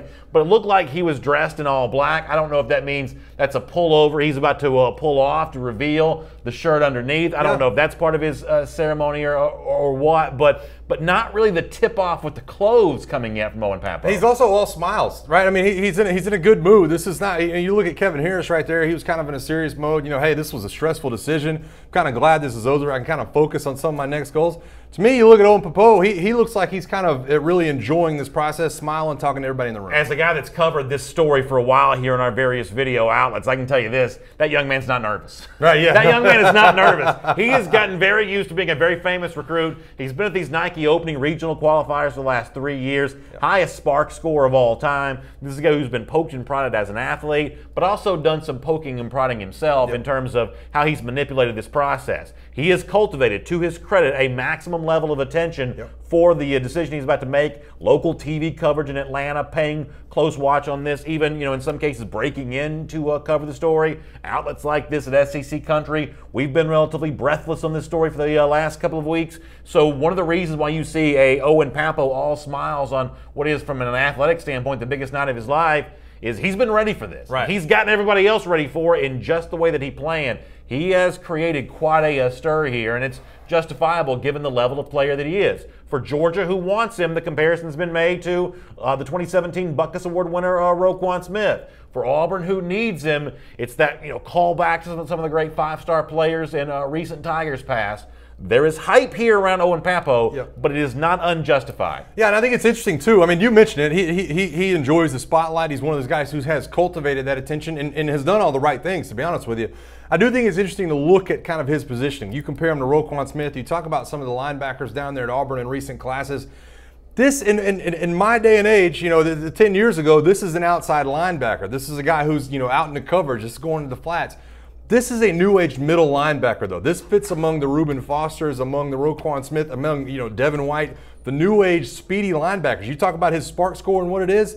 there's a reason that teams want him to play that middle linebacker position. He can go sideline to sideline. He can do some things that the bigger, thicker middle linebackers in the past were not able to do, and I think that's what makes him so coveted. This is real time here with Owen Pappoe. You see the zipped up hooded sweatshirt here. He's holding 3 hats in his hand. Auburn in the middle, which does have the sticker on it. Tennessee, I don't know if that's the same hat that Wanya Morris was wearing earlier or not. The Georgia hat there as well, which also has the sticker, so maybe the hat science on that. None of the hats are flat billed, if that's interesting to you. Foregoing the suit, the way we saw with Wanya Morris earlier, the way we saw with Kevin Harris earlier. The zipper zipped all the way up here. I don't know if I'm reading too much of this to say, is this going to be a Superman Clarke Kent deal where the zipper comes down, the real shirt's revealed? Because from that hat there, you do see some Auburn folk, Auburn hat and T-shirt in the vicinity of Owen Pappoe. Is the person there in the background? Is that sort of indication? Mike Johnson, give me some sort of clue based on what you're seeing on your screen here. Yeah, listen, hat science, I'll dive into this with you. Look, that style of hat for the Georgia hat is different than the style of hat for the Tennessee and the Auburn hat. It's kind of a Nike kind of bit where it has the black drape down the side. Now, that could also be because there's a lot more Georgia hats available in the city of Atlanta than there are Auburn or Tennessee. Okay. But it is a different style of hat, and it looks like it did come from somewhere else. And they all have curved bills. They all look like they've been worn in. There's a couple of stickers there from the favorites. So who knows? I definitely think the sweater is going to play a part in this reveal, and I think that probably the people in the background is what Chris Kirshner was talking about. Now, what y'all don't know is, if you watch SEC Country Live every day, you're kind of aware of this. This is not my style. Yeah, a year ago when Mike and I started doing shows like this together, Mike Johnson, the thought of him joining me in a hat science debate or a zipped-up sweatshirt debate, what was that going to be? I have changed you very much over the course of a year, to the point where now you are willing to speculate on what the zipped-up sweatshirt means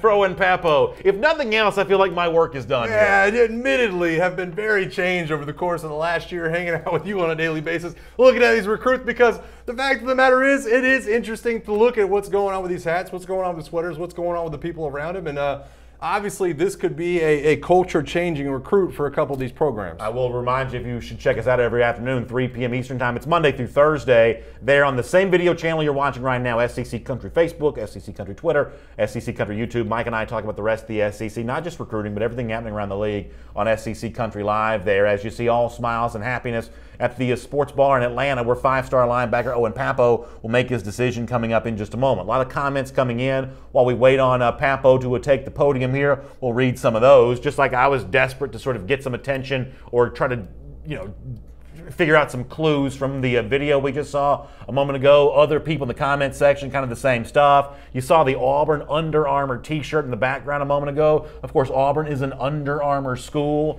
It was recently announced by Pappoe himself that he's going to play in the Under Armour All-Star game coming up at the end of the 2018 season. Is that a clue here? Is this an all Under Armour decision for Pappoe? The Under Armour game, the Under Armour school? I don't know that that means anything, but people are grasping at everything they can hold on to. I think why not at this point, right? I mean, what are we within 10 minutes of this decision? I think that you try to look at whatever you possibly can if you're a big fan of Owen Pappoe or a big fan of either one of these programs. We also have a lot of Tennessee fans that are really happy to see that Tennessee hat in his hands. You got Wanya Morris looking over his shoulder and saying this is a big deal. And I will also say, and this couldn't be less important here, but are flat bill hats just not popular anymore? Because Wanya Morris is not wearing the flat bill. Yeah. None of the flat bills or none of the hats for Pappoe are flat bills. Is that trend just out of bounds now? Are we not doing flat billed hats anymore? Listen, man, I'm so out of the loop when it comes to the style right now for some of these high school kids. I couldn't tell you, but I like the fact that he's got a couple of those worn-in hats, and it looks like he's going to slide one on his head and probably zip that jacket down here pretty soon. All right, Connor Bell says the background there is an Auburn commit that goes to the same school. It's not a clue there on that, so that is what's weighing in on that. Could have been Jakaya Clarke there that we saw in the background. We'll take more of your comments here. Sean DeBerry says, where are we at as far as the commitment goes to a 5-star linebacker Owen Pappoe? We are the best I can guess. a little bit less than 10 minutes away from the 5-star linebacker making his decision right here on these SEC Country video channels. So settle in, get ready to watch it. We'll take you live to the sports bar in Atlanta when that decision is ready to be made, and then we'll react to it. And by the way, be a huge help to us if you'd share the show on your video feed, or just simply call up your friends and let them know what we're doing here tonight. Jason Hauver calling it Uno de Pappoe. You may remember that at one point in time, Owen Pappoe was supposed to make his announcement on May the 5th, obviously known as Cinco de Mayo. Right. A lot of fans have started calling that Cinco de Pappoe.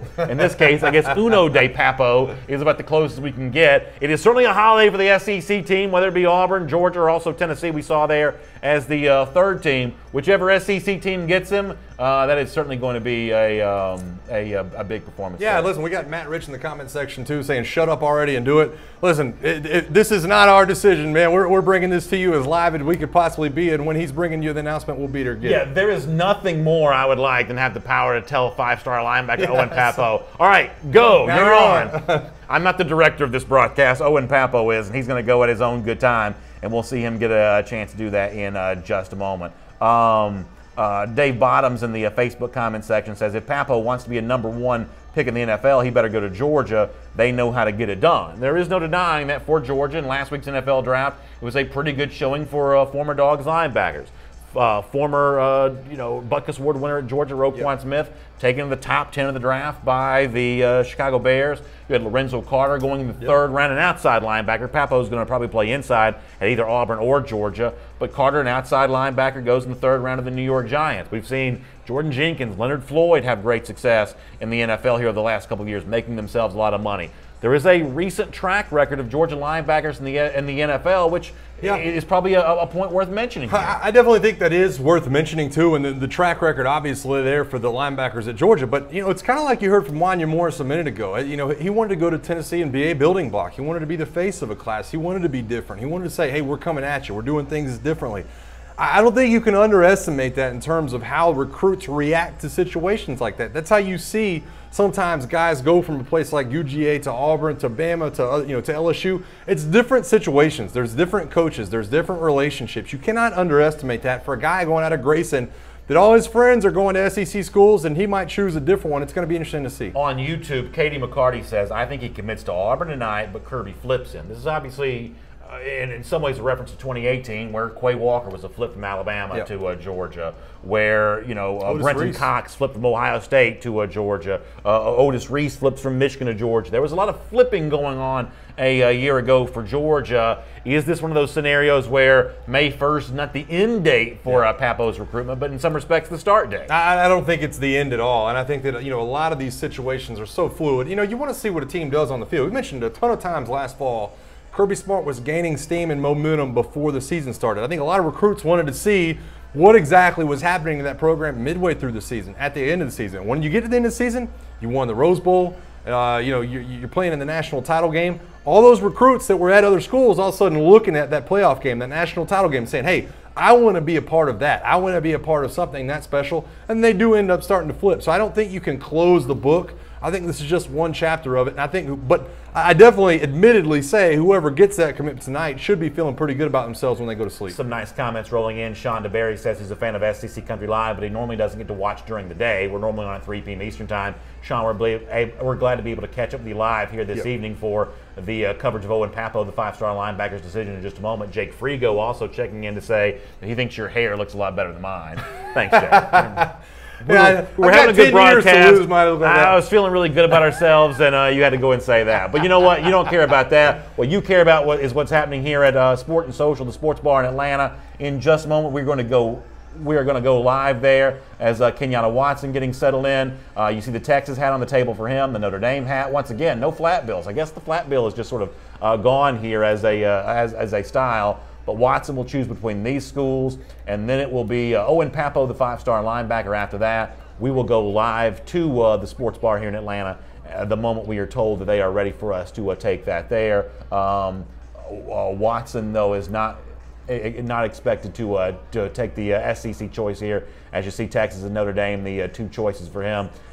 it'll be Owen Pappoe here in a moment after that. Of course, that's the one that everybody's interested in. You see Pappoe who knocks the backdrop behind. How about that moment for Owen Pappoe there? The TV station backdrop gets knocked down to reveal the bar, which is probably not the image you want for 17-year-olds who are about to make their college decision. They'll put that back up and get going there. Kind of a funny human moment there for Pappoe knocking down the backdrop for the announcement. Yes, they are truly at a sports bar. You see that there as he starts to put his hats in order there. The Georgia hat going in the middle, Tennessee there on what would be his left side, Auburn on the right side for Pappoe. It looks like he had a white shirt on under the sweater. You got the white Auburn hat possibly to match that. Maybe I'm reading too much into it. Maybe I'm using the Brandon Adams style of hat science. But white shirt on under there, is that a clue for you at all? Yeah, you know what? The white would certainly match the white Auburn hat. That is a good point. And you also look around to the family with him. Are you seeing anything from that family and friends that are gathered around him? The best I can tell, they're all in black and white as well. I don't know if there's a big reveal coming for all of them or not. You see someone there to Pappoe's right wearing a very similar style sweatshirt to what Pappoe's wearing, with the full zip zipped all the way up. So as they get repositioned there after Pappoe's, as I said, great human moment of knocking down the backdrop behind him, we'll be left with more time to speculate here. Ironic that the only hat that doesn't have a sticker on it is the Tennessee hat. The Georgia hat, the Auburn hat, both wearing stickers, but you did point out, Mike, a very good point here. The Georgia hat for Pappoe, a clear outlier in terms of its design compared to the Tennessee and the Auburn hat there. But, you know, is there a chance that it's not a hat show at all and it's some sort of other kind of reveal? What's behind door number 4, maybe? I think it definitely it's going to be interesting to see. You see Tennessee's got a little more curve in the bill right there. I think you know, it's like you said, you can read as much as you want into it. That's all we can do right now until Pappoe makes his decision. I see that white shirt under there, though. I'm starting to tend to lean towards Auburn in terms of this decision right now when that thing gets unzipped. The one thing about Pappoe is he's a magnetic personality. He's been great with reporters. Reporters all have a good relationship with him. They will tell you to a man that he has been one of their favorite guys to cover. And part of that is this sort of natural flair for the theatrics. And I totally get that this kind of stuff is not for everybody. I do get that. But what everybody else should get is, if you want to win national championships, it's players like Pappoe that you need for your program. So I enjoy the theater of this. I enjoy the drama. I enjoy the anticipation of where a guy's going to go. It's not for everybody here, but you see Pappoe all smiles there. You see a young lady who seems to be intentionally trying to cover up with her jean jacket, not revealing something which also she sure is, apparently is white here. So that's maybe the same color that Pappoe's wearing underneath. So maybe the online chatter is correct. Maybe the flurry of predictions for Pappoe to Auburn, maybe that really is going to come true in just a moment. And if it does, what a massive, massive win this would be for Gus Malzahn. It's absolutely huge. It's everything. It's getting a 5-star that they did not have last year, a class full of quality 4-star players, but not that extra 5th star. They haven't gotten that guy, I think, since Calvin Ashley 2 years ago. Also coming into Georgia's backyard. It cannot be understated. I mean, Auburn fans really need to open that pipeline back up to Atlanta. Getting a guy out of Loganville, Georgia, who was 30 minutes, 45 minutes from Athens would be a huge deal. It's also, we mentioned earlier, the highest spark score in the history of spark testing, and I think that lasts about 12 years ago since they started doing spark testing. This guy's extremely athletic. He's fast. He's a prototypical new age linebacker. So if he does land at Auburn or Georgia, they are really getting a class changer. When this announcement ceremony begins, it is expected that Kenyatta Watson will choose first. He'll choose between Texas and Notre Dame. And then it's 5-star linebacker Owen Pappoe, his high school teammate, who will choose after that. You see the Tennessee hat there, the Georgia hat there, the Auburn hat there. A flurry of comments coming in from everybody here on Facebook, YouTube, and Twitter about exactly what Pappoe's going to do here. I know the explanation that Pappoe provides after this is all said and done will be interesting to hear. Yeah. How long did he know? We heard from 4-star linebacker Wanya Morris earlier that he had been silently committed to Tennessee for more than a month, making his final decision, though, just reassuring himself over the course of the weekend. If you want to go back a month ago, Auburn would not have been thought to be the leader for Pappoe. So when did it change if it is indeed Auburn, which is going to be the announcement from Pappoe here in just a moment? Yeah, you mentioned that online chatter. There's a lot of online chatter also that suggests that Pappoe has been maybe committed for 3 months silently to whatever program he's going to pick. that would lead me to think that maybe he's going to Georgia. If he's been silently committed for 3 months, that to Georgia is me. But has it changed here in the last month? Has Auburn jumped out in front? There's been a couple of unreported visits I've also heard online of Pappoe making his way down to Auburn here in the last few weeks, a couple of different times to visit with friends down there, the coaching staff. That could be something that would definitely swing a prospect like We this. talked to both Chris Kirschner and Blake Morgan tonight about who gets the credit for some of the recruiting wins we've already seen. In the case of this Auburn deal, while it'll be Gus Malzahn who benefits the head coach, there's no doubt the real catalyst for all of this is Auburn inside linebackers coach Travis Williams, who has really made the big push here. It's the relationship with Williams that Pappoe, I think, covets here, and if he chooses Auburn, it'll be Travis Williams as the reason why. Absolutely, and this is Kevin Steele, this is Travis Williams. This is a defense that really has turned the corner in the last couple of years. Kevin Steele has done such a good job getting this Auburn defense back to where it belongs. And it starts with speedy guys like this in the middle and Owen Pappoe. I think this would just go right along with the things that you've been seeing them try to do. Get speedy players, guys that are rangy. That front seven at Auburn has been dominant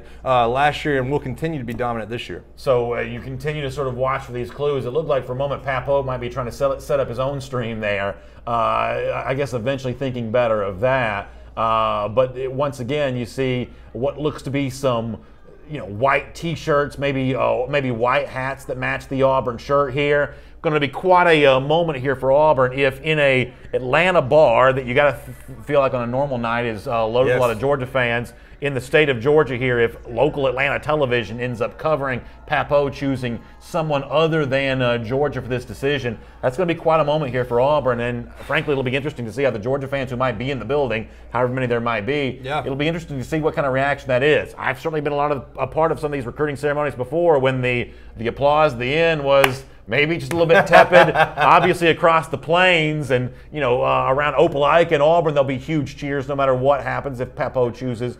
But for the in-state folks for Georgia, this could be a little bit interesting. Yeah, this, like you said, this is right where the Atlanta Braves play. This is the home. I mean, really, so many Georgia fans in this town. And, you and I have made no secret about an SC Country Live. You are a Georgia guy. I am an Alabama guy. So looking at this possible decision for Auburn is a big deal for everybody involved. And I know the people in the comment section. I have seen so many WDEs. I won't even say the words out loud. I've seen so many WDEs in the comment section. You guys are definitely here to support this decision. And you may only be about 60 seconds away from hearing maybe Owen Pappoe call the name of the Auburn Tigers and giving a 5-star recruit for the class of 2019 for Auburn. After a 2018 haul that included 16 4-star guys, Pappoe would be one of the biggest recruits in recent memories for the Auburn Tigers, and for a program that's the reigning SEC West winner, it can brag about an Iron Bowl victory over Alabama, and looking forward to capitalize on that even more with a freshly renewed contract for Coach Gus Malzahn. Pappoe would be a big step towards a lot of 2019 recruiting momentum and maybe on-field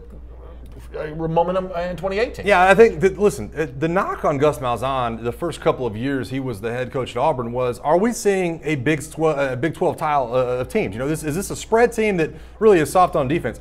The fact of the matter is that Kevin Steele has changed that. Kevin Steele coming in and bringing this defense, top 20 defense, top 25 defense, really able to rush the passer the last couple of years with Jeff Hall and some of the other guys they've had on board there. I think that's going to continue to be that way. You look at Marlon Davidson, you look at Big Cat Bryant, you look at some of the linebackers they have on board at Auburn. I don't think it's going to end anytime soon. Making sure that trend continues starts with a guy like Owen Pappoe coming on board. Yeah, remember for Auburn, this has been a bit of an adventure before Kevin Steele came in as defensive coordinator. Steele himself had been a somewhat embattled DC in some previous stops. He's been clearly better at Auburn, I think, than almost any place they had been before. So this is a program that, it started out in 2013, the Gus bust, the Gus Malzahn offense. But the success of the last couple of years, and there has been success, a Sugar Bowl trip, a Peach Bowl trip here after the 2017 season. A lot of that success was caused because of Kevin Steele's defense. There's no doubt he's one of the most impactful coordinators in all the SEC. Yeah, I mean, think back to a year ago when Auburn was able to beat Georgia and beat Alabama. Think of the running games from both those schools and how good you would have had to been up front in that front seven. Kevin Steele showed that his defense can play with the absolute big boys on the big stage, knocking off those two #1 teams 2 weeks apart. I think that's a huge deal. That front seven, like I said, they're going to be able to play with anybody in the country next year in the front seven. Owen Pappoe fits into that build. All right, let's go check in on the sports bar in Atlanta as Kenyatta Watson and Owen Pappoe make their decision. They're coming from Grayson, they're really talented guys. It's going to be a good team, Rusty, and we're about to hear where 2 of them are heading to college. Break it down for us. Unbelievable. 2 more talented guys. We'll talk a little bit about these guys. The first one that's going to come up is Kenyatta Watson.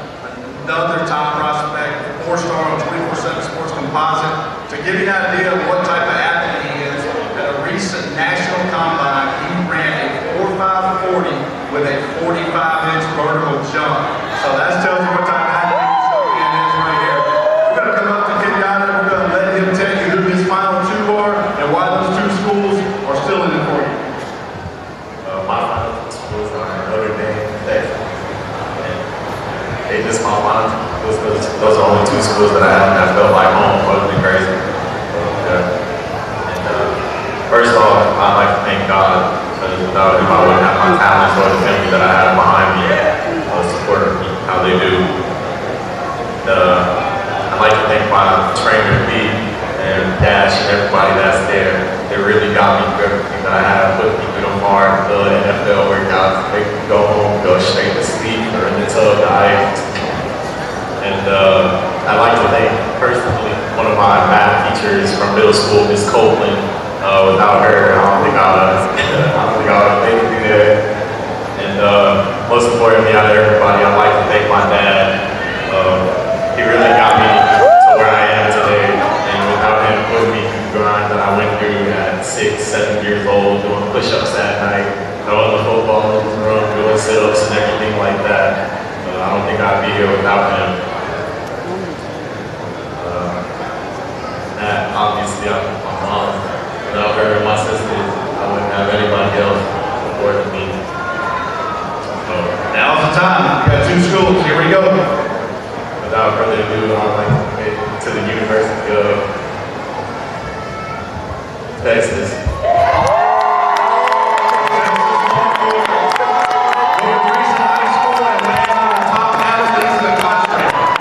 Kenyatta Watson will move very quickly to one of the top players in the country. Young man that had Auburn since the 8th grade, top 10 player in the country. OL Wanya Morris. Time to make your decision, Owen.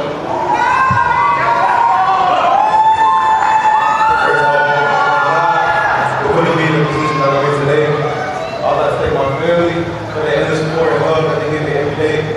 I would like to thank all my teammates for pushing me every day in practice, making me become the player I am today. I would like to thank Coach Jakaya Watson. He's the one who really helped me get into football. He's helped me a lot more on my recruitment. He has a really big impact on my life. And I also like to thank Coach Jonathan Saints for helping develop me into the player I am today, pushing me as hard as I can ever since my freshman year. And without further ado, the next 3 or 4 years I will be attending.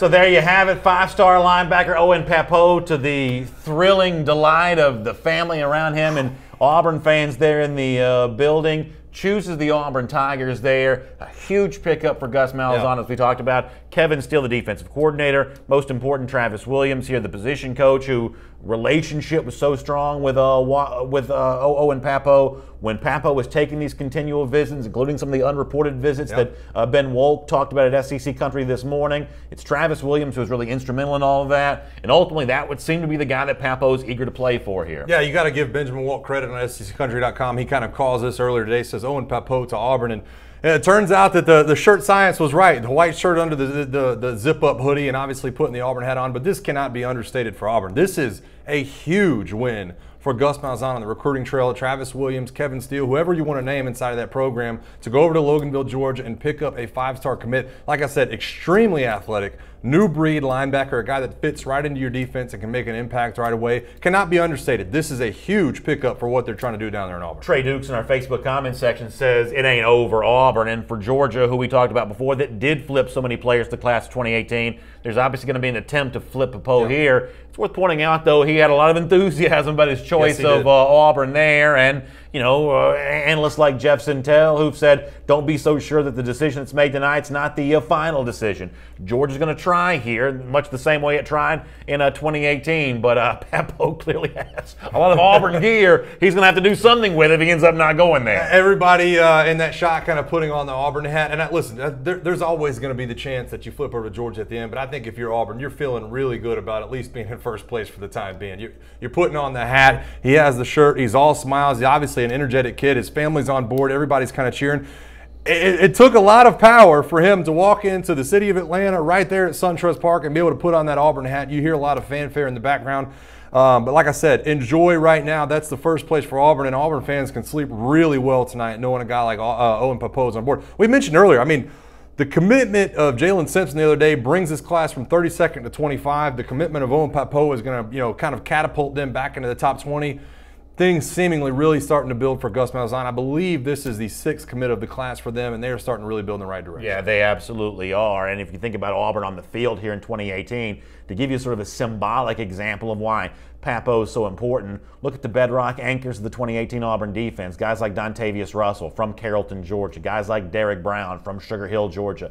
These guys, when Auburn has been very good, guys from Georgia in a lot of ways are leaders for that Auburn defense. If you want to start thinking about 2019, 2020, Pappoe here could be that very guy. Auburn geographically is only about a 90-minute drive from where Poe just made his announcement. So the idea that Auburn's an out-of-state school by the specific borders of Georgia and Alabama, it is. But in terms of how quickly you can get to the Jordan-Hare Stadium from the sports bar where Pappoe just made his announcement, it's only about a 90-minute drive. Yeah, it's not far at all. And I think, listen, Gus Malzahn needed this win. It's like I said, this is their first 5-star commit in 2 years, going back all the way to the 2017 class, I guess it would have been back then. And this is a huge deal. And it's like I said, it's speedy linebacker, guy who fits right there in the middle, the new age guy, covers sideline to sideline. If you're going to continue to do the same things under Kevin Steele, you have been the last couple of years, this is who you need to get. It's great news for Auburn recruiting to get 5-star linebacker Owen Pappoe, a guy that's been on the story for a long time, including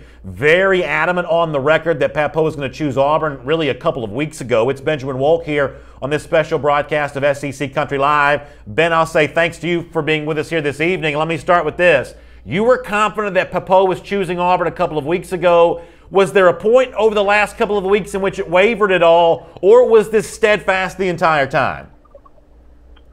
I think that this was he's been trending this way for a while now. I mean, he just said shortly after making his announcement that really 2 months ago he made a visit to Auburn. And I think that was shortly after when I spoke with him, and he said that Georgia was still his number 1, but that Auburn has clearly come up as his number 2. I think it was around that time where he really started shifting toward Auburn. He's made several visits to Auburn that have gone unreported. It's quite clear that Travis Williams really knocked this one out of the park.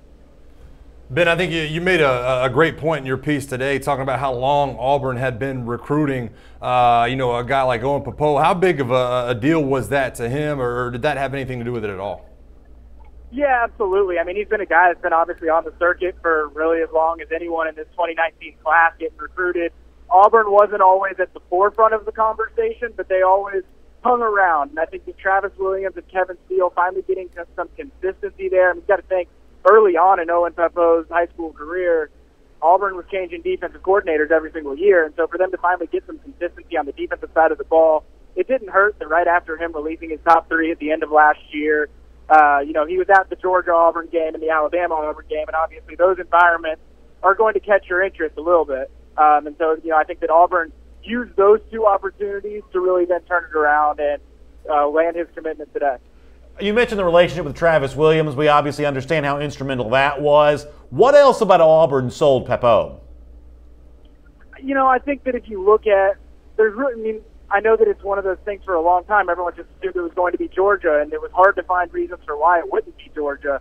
And outside of Travis Williams, I think that there's really 2 things to point to. One, Auburn has 3 graduating linebackers, seniors, that will be leaving after this year. I think that Owen has a legitimate opportunity to step in and play day 1 at Auburn. And then on top of that, Grayson is really close to Athens, and I think that a lot of people thought that the staying home factor was something that would help Georgia in a big way. But there are some guys that do like to, step out of their comfort zone, maybe go a little bit away from home. And even though Auburn's not super far from home, it does maybe provide him a little bit of extra distance, more so than Athens would. I think that those are really that and then Travis Williams. I mean, those are the three main factors for why Owen ultimately chose Auburn.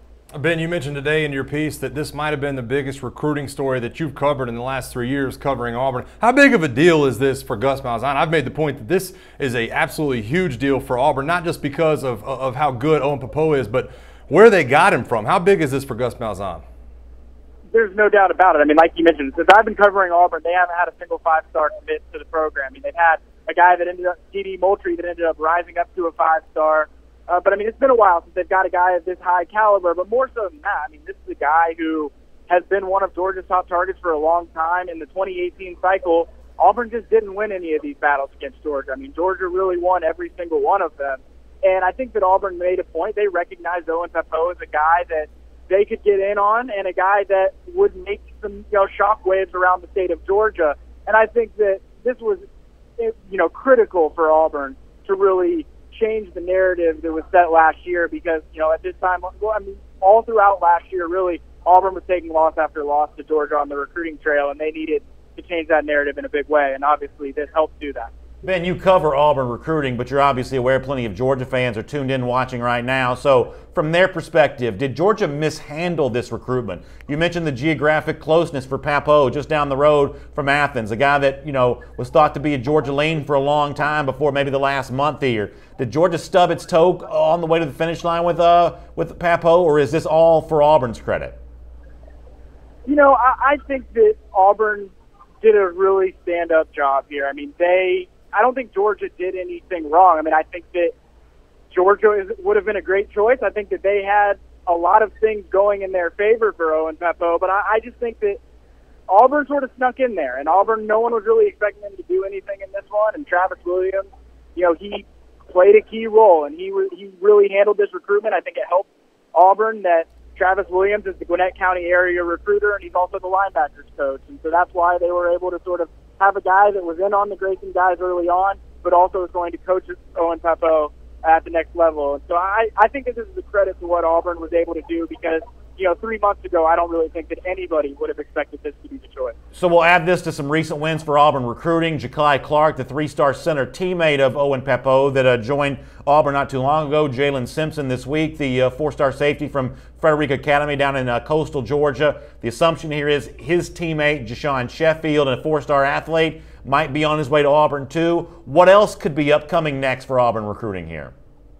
I think that, like you mentioned, Jashawn Sheffield he's holding out. I think that you could maybe see him make a commitment at some time this week. Auburn's still in the market for a couple of grad transfer defensive backs who are closing in on some decisions, and that news could come here in the near future. But, I think that this was a date that Auburn had circled on the calendar for a while and was waiting for it to happen so that they could see what happened with Owen Pappoe because he's a guy that you want to build your class around. I think that's exactly what they plan to do. Benjamin Walk, thanks for your time. We'll look forward to reading plenty more from you. Auburn recruiting coverage there at SECCountry.com. You were all over this story. You were on it very early, and we appreciate your expertise here today. Awesome. Thanks, Brandon.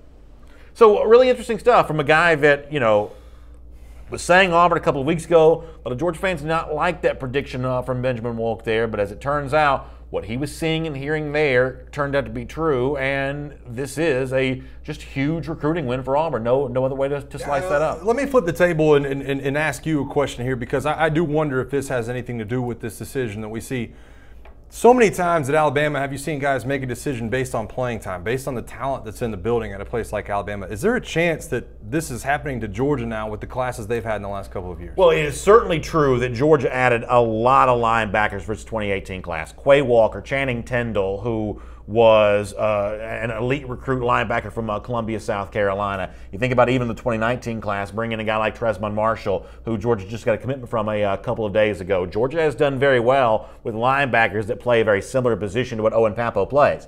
Now, I don't think that excuses Georgia from missing on Pappoe. I think when you have a player that's close to your campus, I think that's a recruitment that you need to win. So for Georgia, they will take an L even if they have other linebackers on board. But for some players, it is more attractive to be a part of a pecking order, depth chart, however you want to describe it. It's maybe not quite as crowded as the one that Georgia brings to the table. Right now, Georgia looks well stocked at the linebacker position.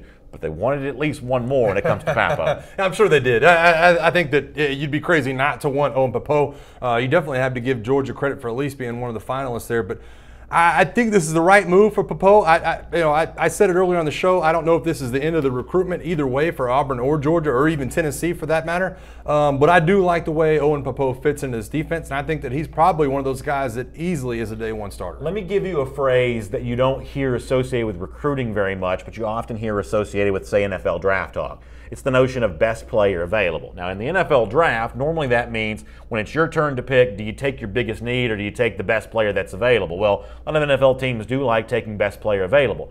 Pappoe for Georgia was also sort of a best player available scenario. He's not Georgia's biggest need for class of 2019. Uncommitted cornerback Andrew Booth, uncommitted defensive tackle Trayvon Walker probably represent bigger needs. But he's only a 45-minute drive for your campus. Yep. He is a best player available. When a five-star guy, one of the 10 best players in the country, is that close to your campus, you got to win with that guy for Georgia. Yeah, I absolutely agree there. And, you know, this is something we haven't seen in quite some time. I mean, Kirby Smart and Georgia and that staff enjoyed so many wins last year. It's almost been a long time since we've seen somebody pick a hat other than the one Georgia on the table right now. So I'm with you. I think this is very significant for Auburn in a lot of different ways. And to go back to Auburn on this point here for a moment, what we also haven't seen from in a while is the higher-rated player of the night choosing Auburn instead of the four-star Kevin Harris. It's a night for Auburn fans to crow even a bit within their own state there. Let's go into more here from Sport and Social, the restaurant where five-star linebacker Owen Pappoe just made his announcement.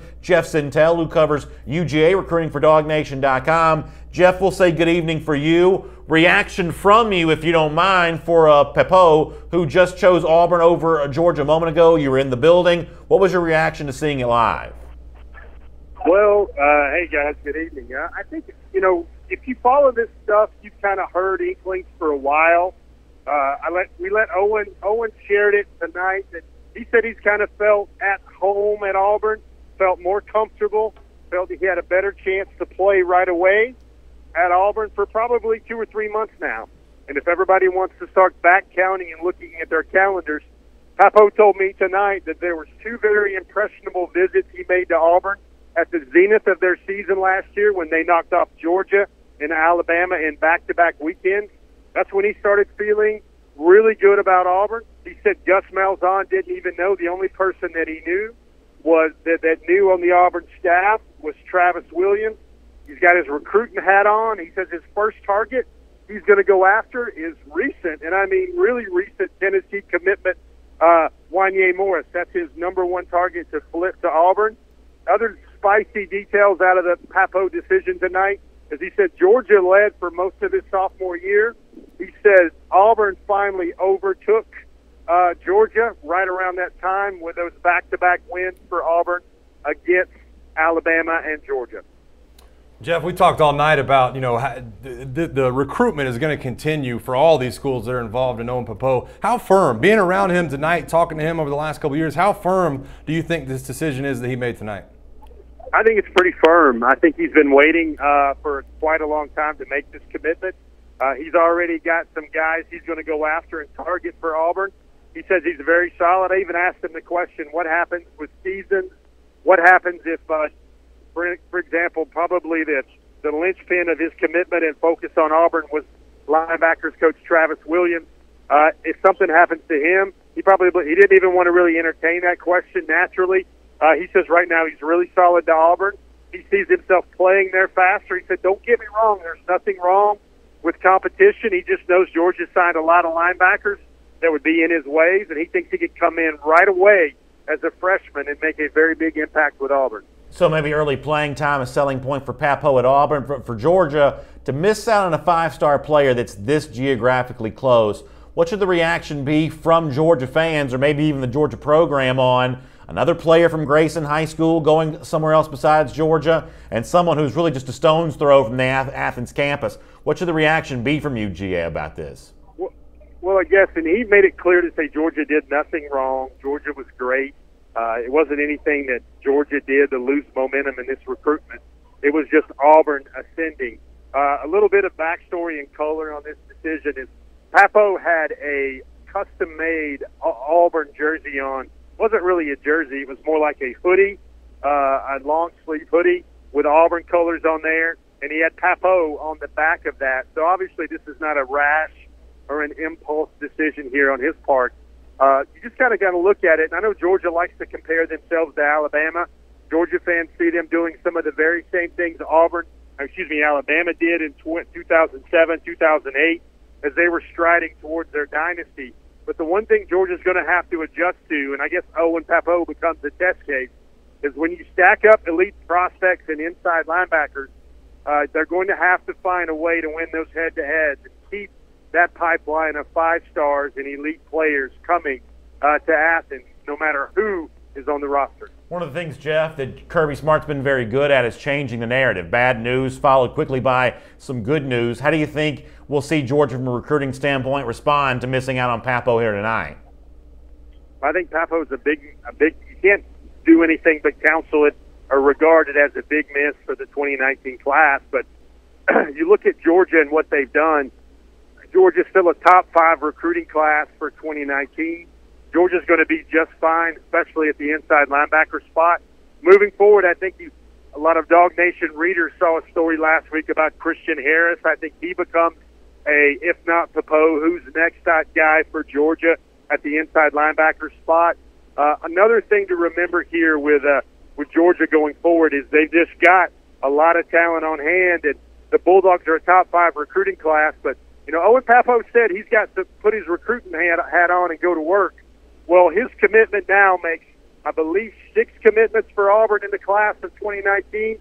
But I do know this factoid that Auburn, even with Pappoe, I think they rise to number 25 overall in the country, and I think number 9 in the SEC. So Auburn, building that class, still has a lot of work to do. And Georgia, it simply just have to find another prospect that doesn't mind the thought of competing with guys like Quay Walker, Trezvan Marshall, J.D. Bertrand, but also Monty Rice, Channing Tindall, Nate McBride, and the like. Jeff, really interesting stuff. We'll look forward to reading more from you at DogNation.com. You'll have intel on all of this and where Georgia goes from here. Thanks for being with us in this special SEC Country Live presentation. We'll talk to you soon. All right, guys. Have a good night.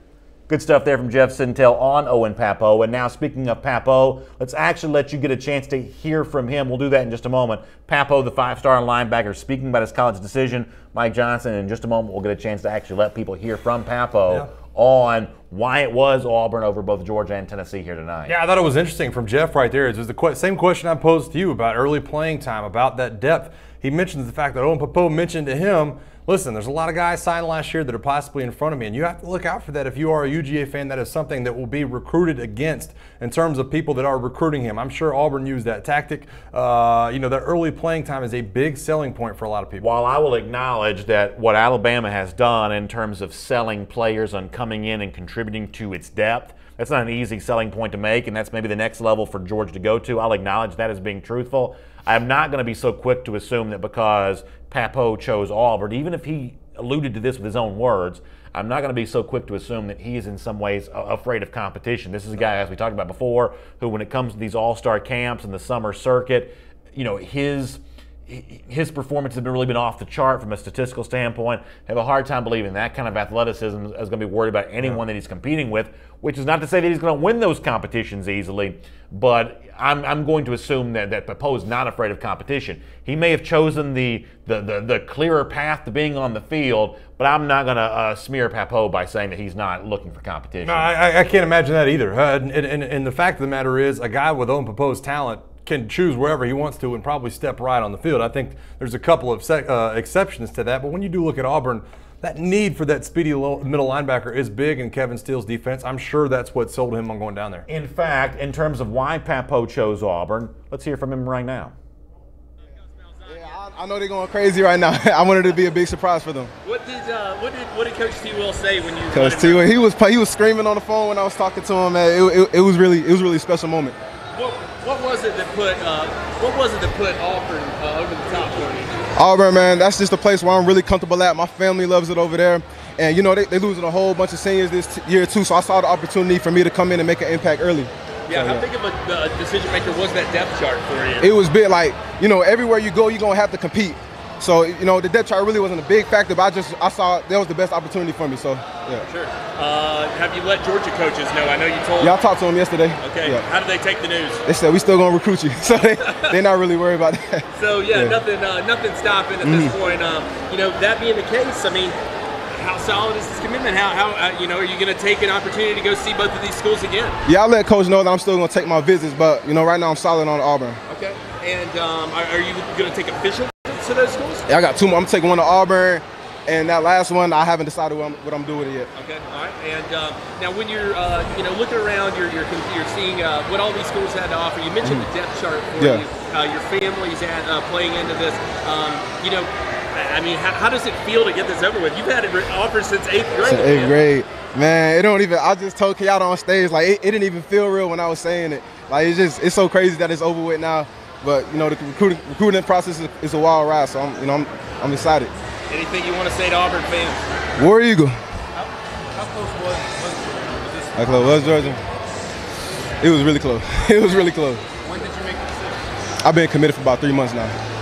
You knew you were going to be. Yeah, I knew. So why hold up until now? Were you maybe making sure you made the right? Yeah, just making sure. Cause like I told myself, if I feel the same way 3 months from now that I do now, then I know this is the place for me. What is it about Auburn that put them over top? Man, it's just a really good place to be.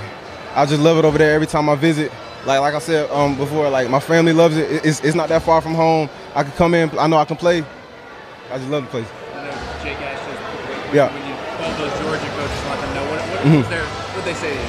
I mean, they did sound a little down, but they told me, that's okay. It's your decision. We're gonna respect it, but we're still gonna be recruiting you hard too, because they hit me with the signing day not till December, so it's not over with. So that's cool. So they're still in the mix. I mean, that might be where you take that. I can't tell the future. I mean, I can't tell the future, so we gonna find out.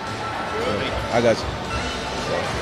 Owen, what's up, man? Yeah. Congratulations. 3 months, huh? 3 months. was that maybe run back-to-back? Alabama win, the win against Alabama, the winner against Georgia. Yeah. When did that kind of crystallize for you?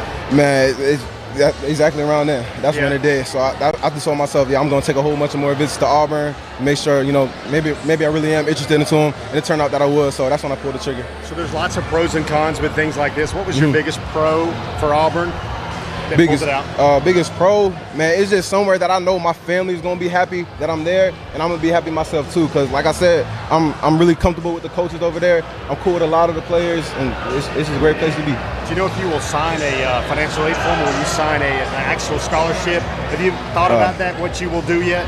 I haven't thought about it yet. What about Georgia? Why was it not Georgia? Was just Auburn just better? You said that one more time. Was Auburn just better than Georgia? Why did they win that head-to-head? It was a gut feeling. It was a gut feeling. Depth charts, coaching fit, anything? Yeah, don't get me wrong. Like everywhere you go, you're gonna have to compete. Like I know Georgia brought in a lot of good linebackers. It don't have nothing to do with them being over there. It's just like I see they have a whole bunch of seniors leaving, so my opportunity over there will be better than it would be at Georgia. But my recruitment's not over yet.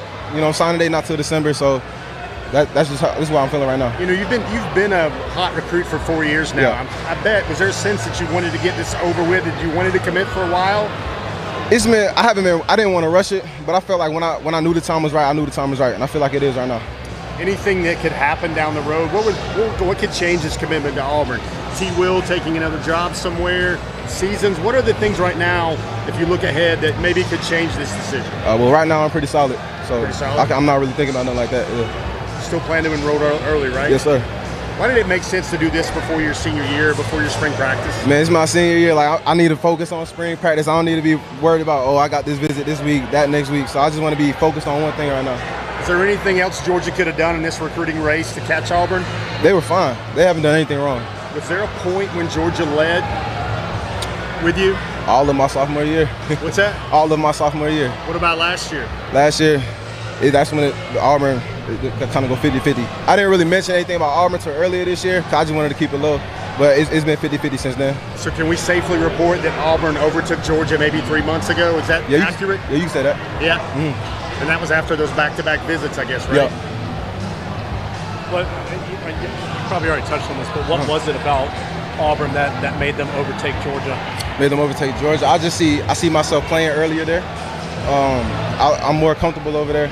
No knock on Georgia. I'm comfortable at both places, but I feel like my family likes Auburn a little bit more, and that's just the place I wanted to go with.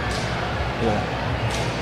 You know, you talked about dogs. Dogs was the reason why you would want to go to Auburn. Yeah. Are they getting the dogs you want to play with, or what if they don't get those dogs? The Owen Pappoe recruiting trail starts today.